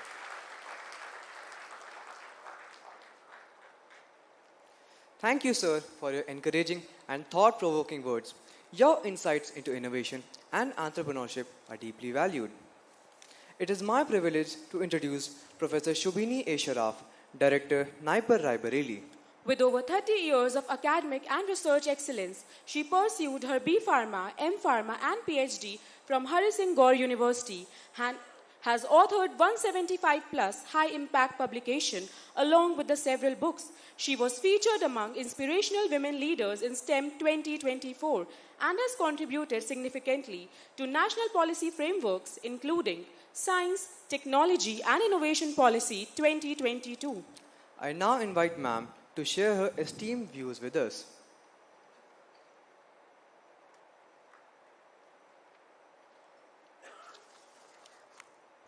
Dignitaries on the dais, off the dais, and my dear students.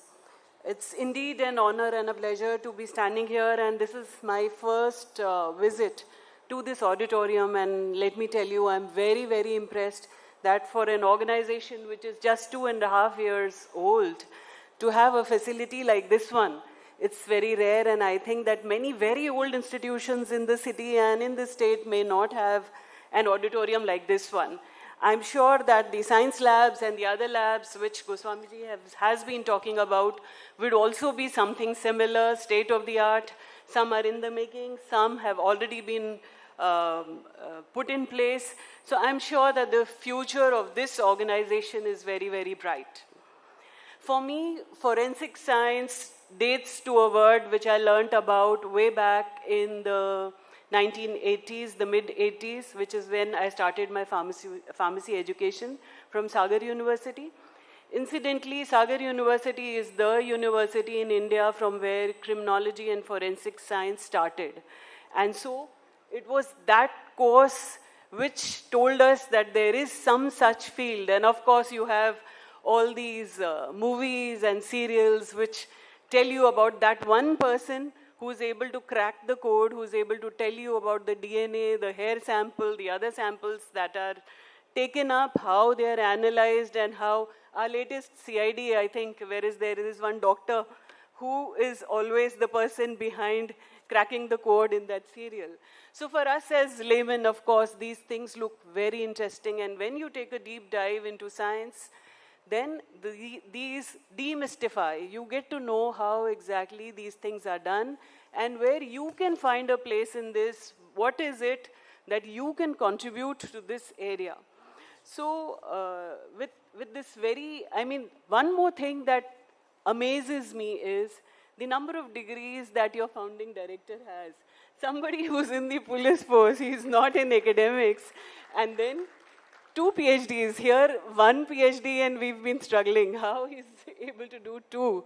So definitely it speaks volumes about the person, the mind behind this institute, and definitely probably this is the right place where he can inspire and skill so many more minds to be something like him. Shri Pawan Sharma ji, it was very good to know you through the lecture you just gave, and the good work that you are doing, and the way that you are coming back to the country, to give back to the country. It's very creditable. There are many people who have a lot, but they do not think about this. So you coming back and trying to contribute to this organization and to the country as well, creditable, hats off. The chief guest, Shri Amitabh Yash ji, we hear about you in the newspapers. I'm honored to be here today, face to face with you, and to know, and of course, we've been hearing the things that you've done. Our director, Professor Thakkar, I have heard you on previous organizations, and I know that you are an academician who leads from the front. So definitely a very erudite, and the people that you have over here definitely should be inspiring many young minds today.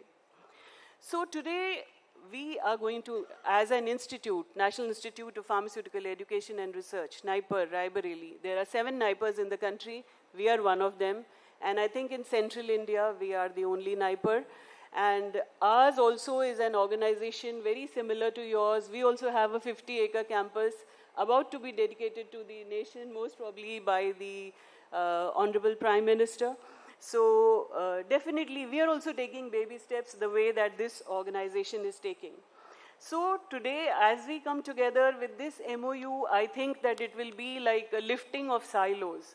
Earlier, education was airtight compartments or watertight compartments where we just took a deep dive in our own domain. But now, science is no longer like that. And you need not just science, you also need arts to be a person to come out with solutions. We do not need degree holders anymore. We need problem solvers. And so I think that today I should call upon each one of you young delegates that you should determine and find your place amongst the various applications that have been discussed in this very timely organization where India is trying to take big leaps in AI. So I think that your exposure to this domain and you to find out how you can effectively use that to accelerate many things which used to take years. Earlier, justice was always something which was thought that probably the next 20, 30 years and justice will only be met at that point of time. But now, no longer so, and AI is definitely a tool which should be used so that justice should be met and it should be met quickly. So, definitely AI for that. But there's always a flip side. There are always those brains behind such things where you can misuse AI. So it can be a very good friend and it can be a foe. It is for those young students, young minds over here, to ensure that there are no counterfeit drugs, there are no poisons, there are no people who have made designer molecules to kill, to destroy for the negative things. So what we need is people who ensure that they use it in a positive manner. And this is where I think that this collaboration that we are about to enter into will make sense. Naipur Raebareli has expertise in molecules, metabolism, formulations, toxicity, regulatory toxicology, regulatory sciences, innovation. So I see synergies in all of these where we can probably work together and come up with some solutions that the country needs. So let us build AI models for unknown narcotics to be detected within seconds, to develop portable devices to identify counterfeit medicines, to design forensic toxicology databases built specifically for the Indian population, to reconstruct drug interactions to solve unexplained deaths and scientific clarity. So I think on all these accounts, I see a lot of synergies where NIPER and this organization can be working together. Very recently, there was an event which was held by Promote Pharma, Uttar Pradesh, and over there, the Hon'ble Chief Minister was there, and over there where he proudly said that all the business houses can now safely come to Uttar Pradesh because it has become Uttar Pradesh, it is a very safe haven. So it becoming a safe haven, I think that of course the people on the dais have a big role in that, but also you young generation, you have a role to play, that you keep ensuring that from now onwards, Uttar Pradesh will always be known to be safe. There will always be justice met out. Whatever will be done ethically. And that is what we call upon each one of you to play a role in that, to contribute in that, and to make your place professionally in that world. So with these words, I think I will end over here, and Jai Hind and Jai Bharat.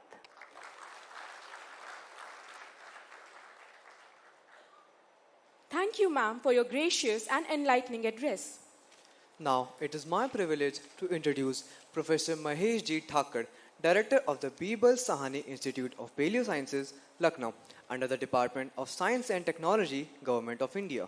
With over 3 decades of academic excellence, he is renowned for his pioneer work in neotectonics, quaternary geology, and geoheritage, particularly his research on seismic hazards and the Kutch Basin. He has supervised 24 PhD scholars and published near 140 research papers. I now invite Sir to kindly address this gathering.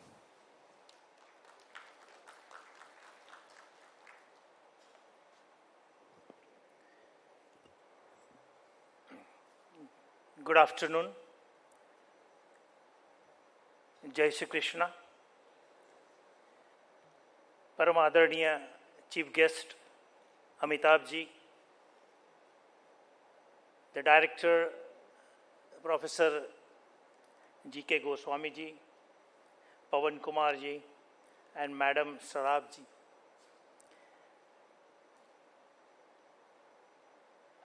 It's really privilege to be here. As Dr. Sarab said that this is for the first time she came here, for me the same. In this wonderful auditorium and wonderful institute, I came for the first time. And as you all listen that I am from different field, neotectonics or tectonics of the last few million years, 2.6 million years of tectonic movements. That means the earthquakes occurred in 26 lakh years. So I'm working on those last few thousand years of earthquakes and climate. So how come we correlate it with your present day teachings? No, it's not. But because I am a director in one of the leading national level institute where we have under the single umbrella, we have large number of different domains right from the origin of the earth and origin of the life till today, the complex DNA systems, all disciplines, my 70 plus scientists are working. And that is a very unique institute in India, not only in India, but in Asia. So, with this cyber security, forensic DNA, artificial intelligence, if I give you a little bit of gyan, that since very long, billions and billions of years ago, say for example 3.7 billion years, when the first cyanobacterial life started on this earth, we are the end product and the cream product of that process. But this process started billions of years ago. With a small and that point of time where we got that coiling structure we call DNA. Very primitive coiling structure. And then it becomes more and more complex with the time. How it becomes complex? And how this small structure become little bigger and bigger with the time. Proterozoic period to the Phanerozoic period, Paleozoic, Mesozoic, and then we have in the Mesozoic a huge dinosaurs. They came onto this earth. For 170 million years they ruled this world. But what they actually, how they survived? They survived on oxygen and carbon dioxides. That has been given by those tiniest organisms, cyanobacteria. And then later on we have several species modified, developed. This development or evolution occurred at a DNA level, and everything is stored into that coiling chain. Today, we are having the most complex system, and on that most complex system, each and every resilience, how we overcome.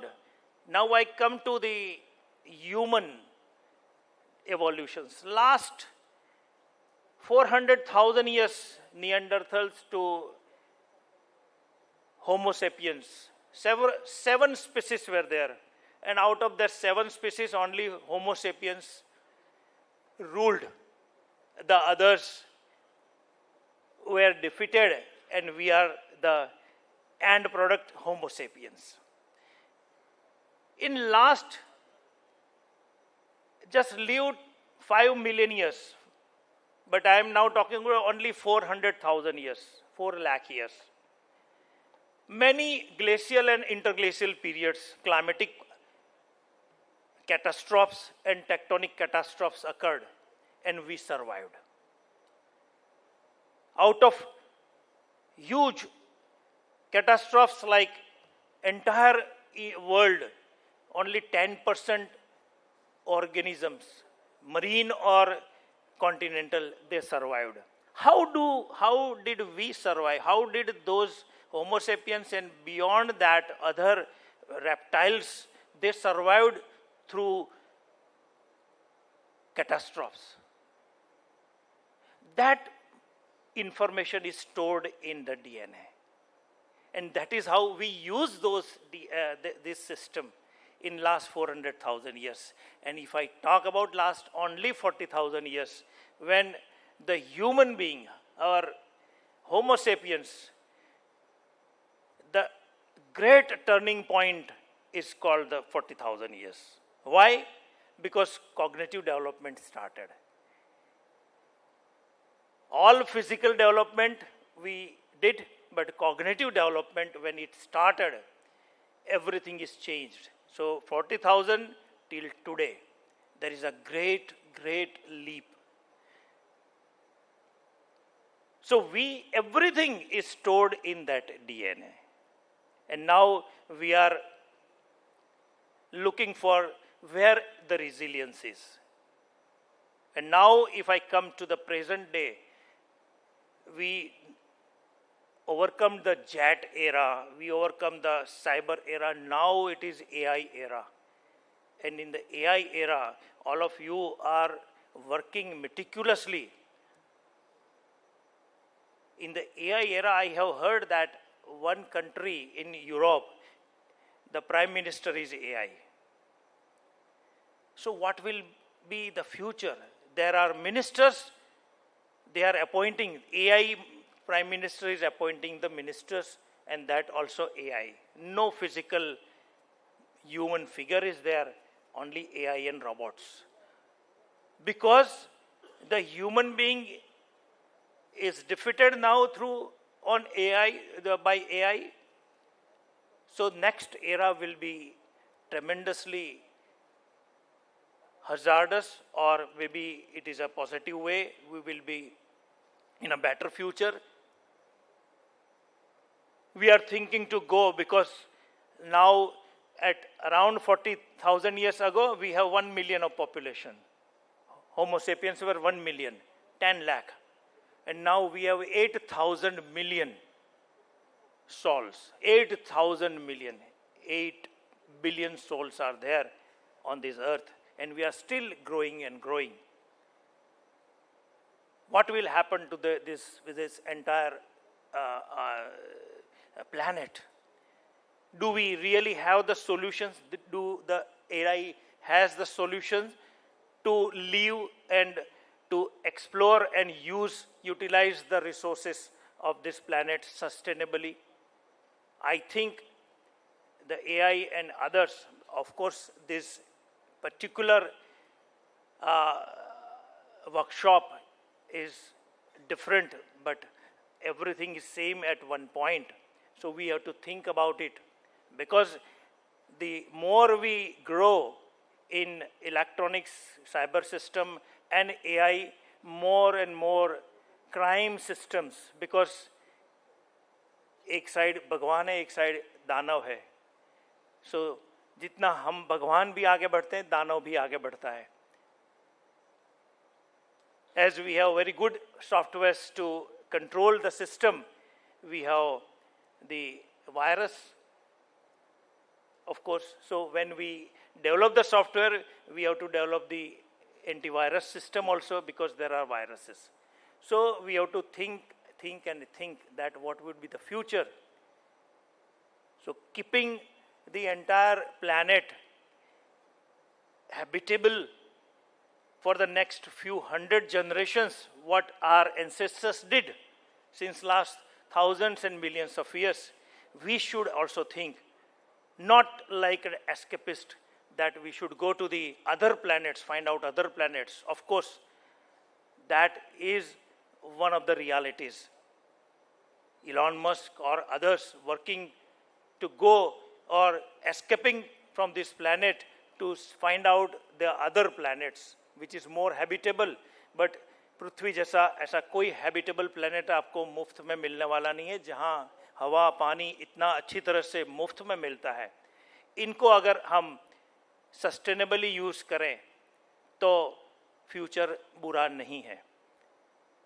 तो बहुत सारी बातें करना चाहता हूं, लेकिन समय की मर्यादा से मैं यहाँ विराम लेता हूं. सर, आपने यहाँ मुझे आमंत्रण दिया, धन्यवाद. और दूसरी बात है कि our scientist are here, those are working on DNS, ancient DNA, modern DNA and archaeobotany. So these are some overlapping disciplines, and that is why today we are going for the memorandum of understanding with this institute. Thank you so much. Thank you, sir, for inviting me here.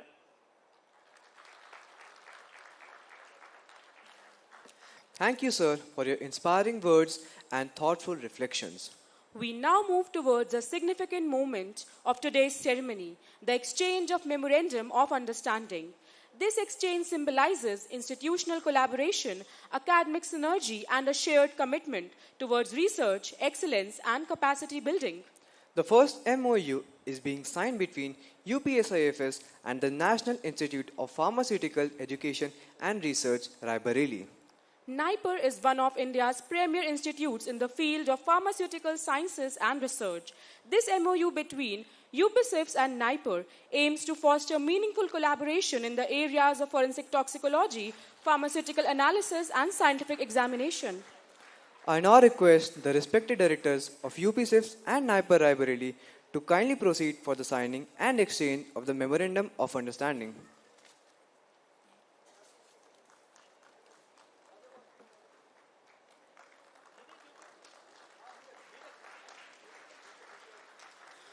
Heartiest congratulations to UPSIFS and NIPER Raebareli on this important and forward-looking collaboration.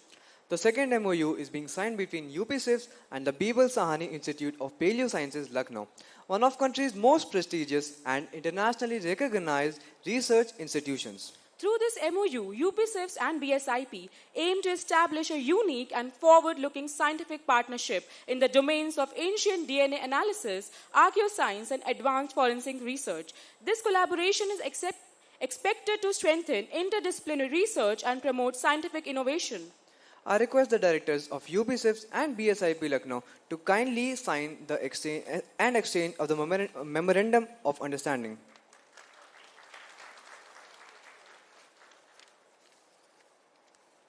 Congratulations to UPSIFS and BSIP on the significant scientific collaboration.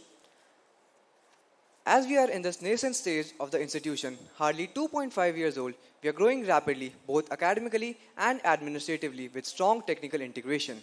After deep discussions and several rounds of brainstorming, our Deputy Director, Chiranjeev Mukherjee Sir, along with Administrative Officer Atul Yadav Sir, has emphasized particularly on the security of students.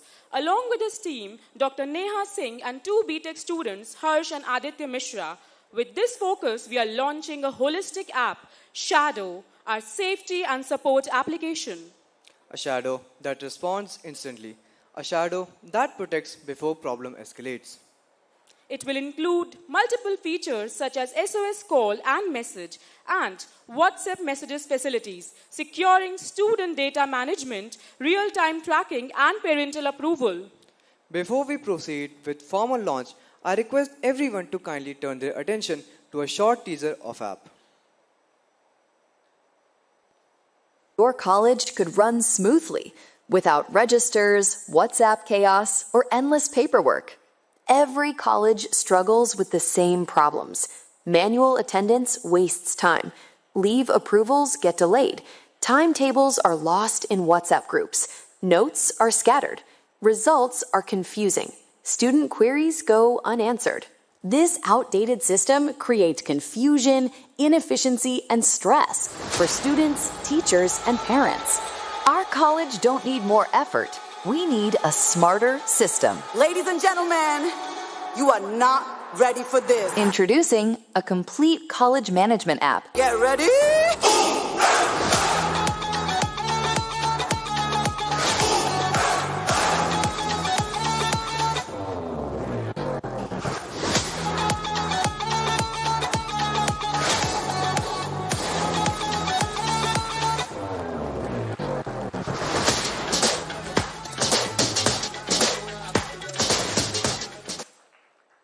Now, get ready for the most exciting part of the session, the app launch. I now request our Honorable Chief Guest, Shri Amitav Yash, to please come forward and launch the app.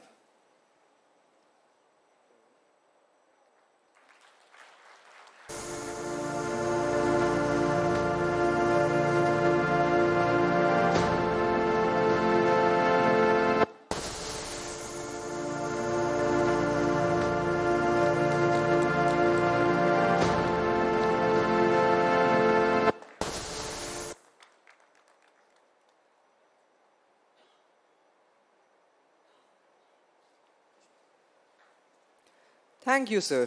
As we approach the culmination of this valedictory session, it is only befitting that we seek guidance from a leader whose vision, discipline, and commitment to public services continue to inspire us. It is my proud privilege to introduce our chief guest, Shri Amitabh Yash, IPS and Additional Director General of Police. A distinguished officer of the 1996 batch of the Indian Police Services, Uttar Pradesh cadre, Shri Amitabh Yash holds a master's degree in science and brings with him nearly 3 decades of exemplary services in police and internal security. Over the years, he has held several crucial fields and supervisory assignments, serving as SP in key districts such as Gorakhpur and Gautam Budh Nagar and others. During his district tenures, he superheaded major crackdowns on organized crime networks, strengthened communal harmony through proactive policing, streamlined district intelligence systems. He has also made significant contributions in highly sensitive and specialized wings, including the Special Task Force, Anti-Terrorist Squad, Crime Branch, Traffic Directorate, and Railways. Rising steadily through the ranks from ASP to DIG, IG, and now Additional Director General of Police, he has consistently demonstrated strategic vision, operational excellence, and unwavering integrity. He has been honored with the Police Medal and multiple commendation discs. With immense respect and honor, I invite our Honorable Chief Guest, Shri Amitabh Yash, to kindly deliver the valedictory address.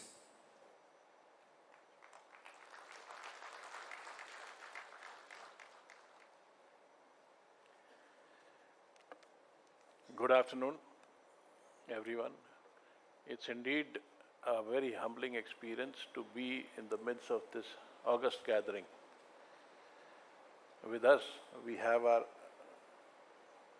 Director of Birbal Sahni Institute of Paleosciences, Dr. Thakkar Saab, Director NIPER, Professor Subhini Saraf, Shri Pawan Sharma, whose large-heartedness we have already felt here, and I'm sure that the upcoming budding students of this institute will take full advantage of such offers. IPS officers of Vertical Interaction course, some of them whom I can recognize, 100 SIs who are being trained as forensic managers who are present here. आप सभी को भी मैं कहना चाहूँगा कि आप सबसे अच्छी जगह से ट्रेनिंग पा रहे हैं और अंत में श्री डॉक्टर जी के गोस्वामी, a multifaceted personality. ये तो possible है कि किसी के पास multiple degrees हों, but what Dr. Goswami holds is multiple gallantry medals, medals for meritorious service, apart from being a Fulbright scholar, a lawyer, and holding 2 PhD degrees. I am sure that, absolutely sure that the future generation is in the right hands. You are getting the right guidance. And to the students here who are present, I can tell you that this institute, that being in this institute is a privilege which is quite unmatched. I hope all of you will take best advantage of what is being provided by the state. As a representative of UP Police, I'd like to tell you that the UP Police is also trying to modernize itself in the best possible ways. It's trying to train its manpower, and this institute is a manifestation of those efforts by our Hon'ble Chief Minister and by the police leadership. The police is trying to encourage innovation, new ideas, and imbibe the latest technology.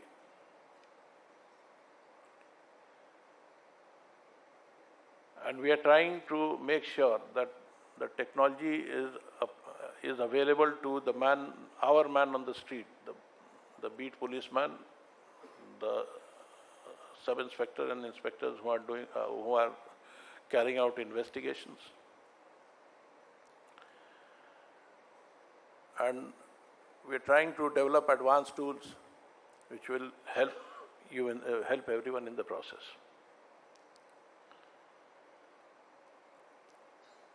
I recall a very senior officer asking me about 20 years ago that the UP police and its special units have been ahead of crime and criminals because they managed to master surveillance, both electronic and physical.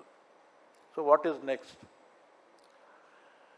It won't be very long before the criminals crack the code and understand and are able to subvert the surveillance of the police. At that point, I told him that it is going to be big data. Big data हमारा अगला policing का क्षितिज है. ये 20 साल पहले police की सोच थी और धीरे धीरे अब हम उस ओर बढ़ रहे हैं कि आर्टिफिशियल इंटेलिजेंस और बिग डेटा का इस्तेमाल हम पुलिसिंग में कर सकें. इसके लिए काफ़ी कोशिशें की गई हैं, काफ़ी इनोवेशंस किए गए हैं. अभी हाल में एक यक्ष नाम का एक ऐप जो को लॉन्च किया गया माननीय मुख्यमंत्री जी द्वारा, जो हर स्ट्रीट पुलिसमैन को AI इनेबल्ड बनाएगा, उसको उसके मोबाइल पर या उसके डेटा डिवाइस पर वो डेटा उपलब्ध कराएगा जिसकी उसे ज़रूरत है.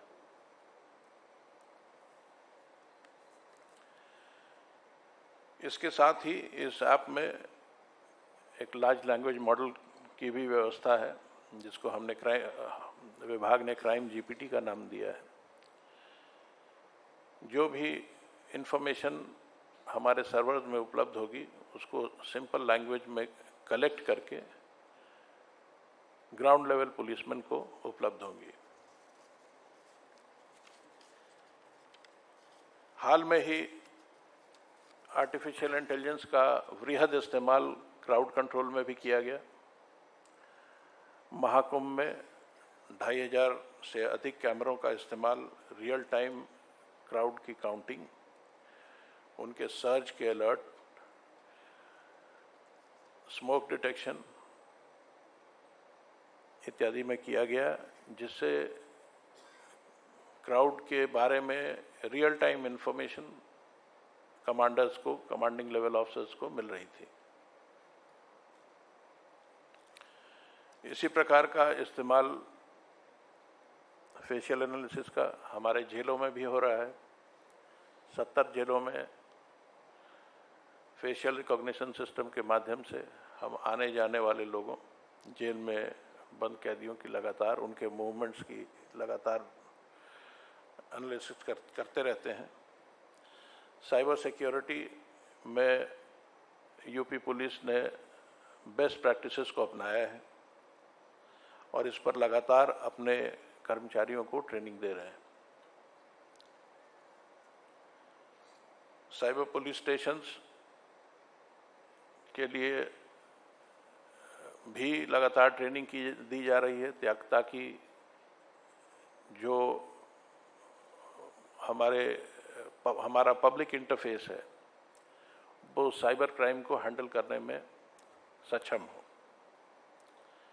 इसके लिए लगातार कैपेसिटी बिल्डिंग, जिसका आप सभी हिस्सा हैं, आपको जानकारी है कि ये किया जा रहा है. पब्लिक अवेयरनेस के लिए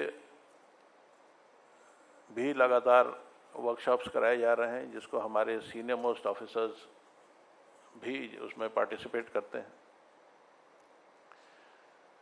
पुलिस के साथ पूरे पुलिस सिस्टम के लिए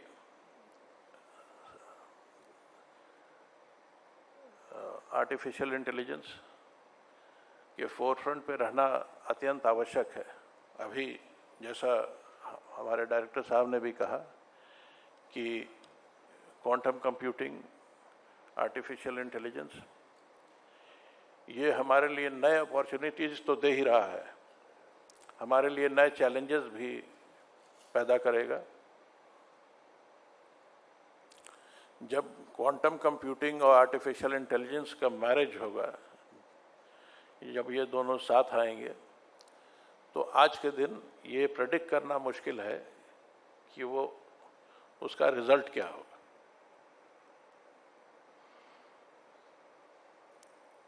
और ख़ास करके दुनिया भर में अलग अलग क्वांटम कंप्यूटर्स जो अलग अलग कैपेबिलिटी, अलग अलग प्रोग्राम्स होल्ड कर रहे होंगे, वो आपस में इंटरैक्ट करके क्या खिचड़ी पकाएंगे, इसको भी आज के दिन प्रेडिक्ट करना मुश्किल है। इसलिए अत्यंत आवश्यक है कि आज से ही हम उसकी तैयारी शुरू करें।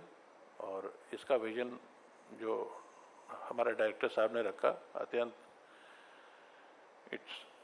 it's an example of forward thinking and the kind of need that we have for policing today. इस अगस्त गैदरिंग में मुझे इनवाइट करने के लिए मैं आप सभी को धन्यवाद देता हूं, खास करके डायरेक्टर को, डायरेक्टर डॉक्टर जी के गोस्वामी को, और साथ में शुभकामनाएं देता हूं अपने अपकमिंग बडिंग स्टूडेंट्स को, जो आगे हमारे देश के नींव को मजबूत करेंगे। I can see that spark of innovation in your eyes. I can see the new generation coming up in a way that we can take the country forward.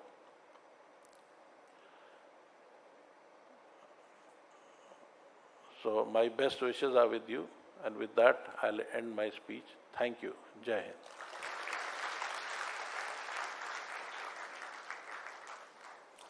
Thank you very much, sir, for your powerful and motivating address. Your guidance inspires us to strive for excellence, integrity, and unwavering commitment in our professional responsibilities. Gratitude is not only the greatest of virtues, but the parent of all others. With this spirit of appreciation, we now move to the presentation of mementos as a token of our sincere gratitude. I respectfully request our Director, sir, to kindly felicitate our Chief Guest, Guest of Honor, and esteemed dignitaries with mementos.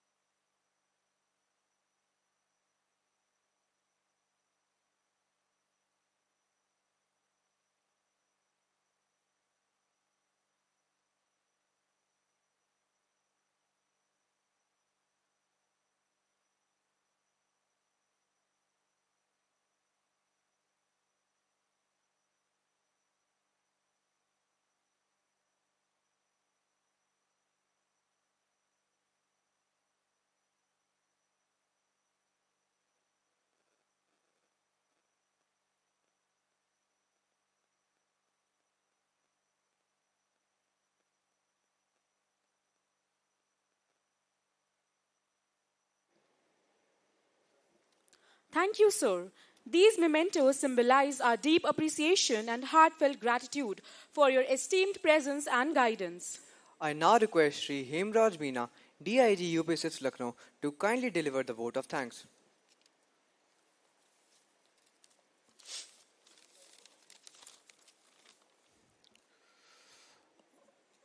Respected Chief Guest Shri Amitabh S.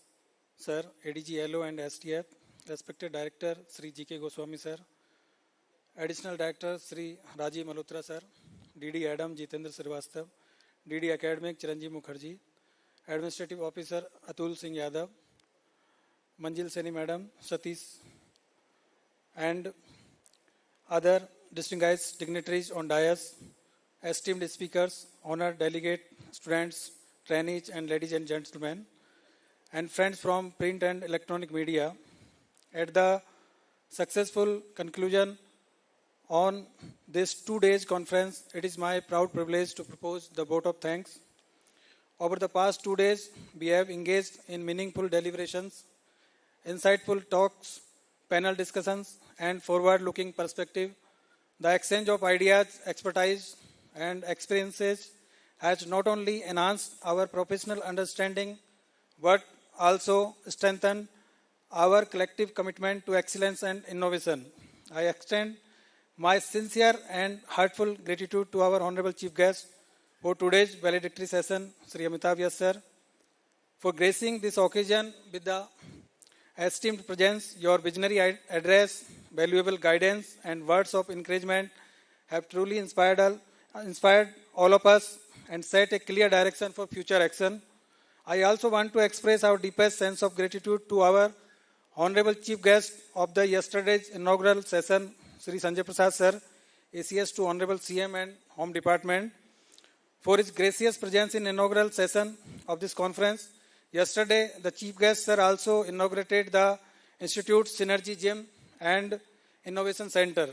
I also express deep appreciation to our distinguished speakers and subject experts, especially Shri Pavan Sharma ji, Shri Professor Arun Mohan Seri, Professor MP Gupta, Dr. Nikhil Joshi, Professor Avinash Dadij, Amit Kapoor ji, Neha Jain IS UP Desco, Kiran sir IG Lucknow, Gyaneswar Chaudhary ji, and Sandeep Joshi, Amit Dubey ji, Iswinder Singh ji, Atul Rai ji, and other experts whose scholarly insight and the practical experiences enriched every session. Your contribution had added immense value of this conference. My heartfelt thanks to all delegates and participants for your active engagement, thoughtful questions, and disciplined participation, which made this conference vibrant and meaningful. I placed on record our sincere appreciation for organizing committee, faculty members, technical teams, and support staff, whose meticulous planning and tireless efforts ensured the smooth and dignified conduct of this event. As we conclude, let us carry forward the knowledge gained here and translate into action. May the deliberations of these 2 days contribute meaningful to institutional strengthening and national progress. I also want to special thanks to our friends from print and electronic media for coverage of this event. Thank you, sir, for your gracious presence. Thank you.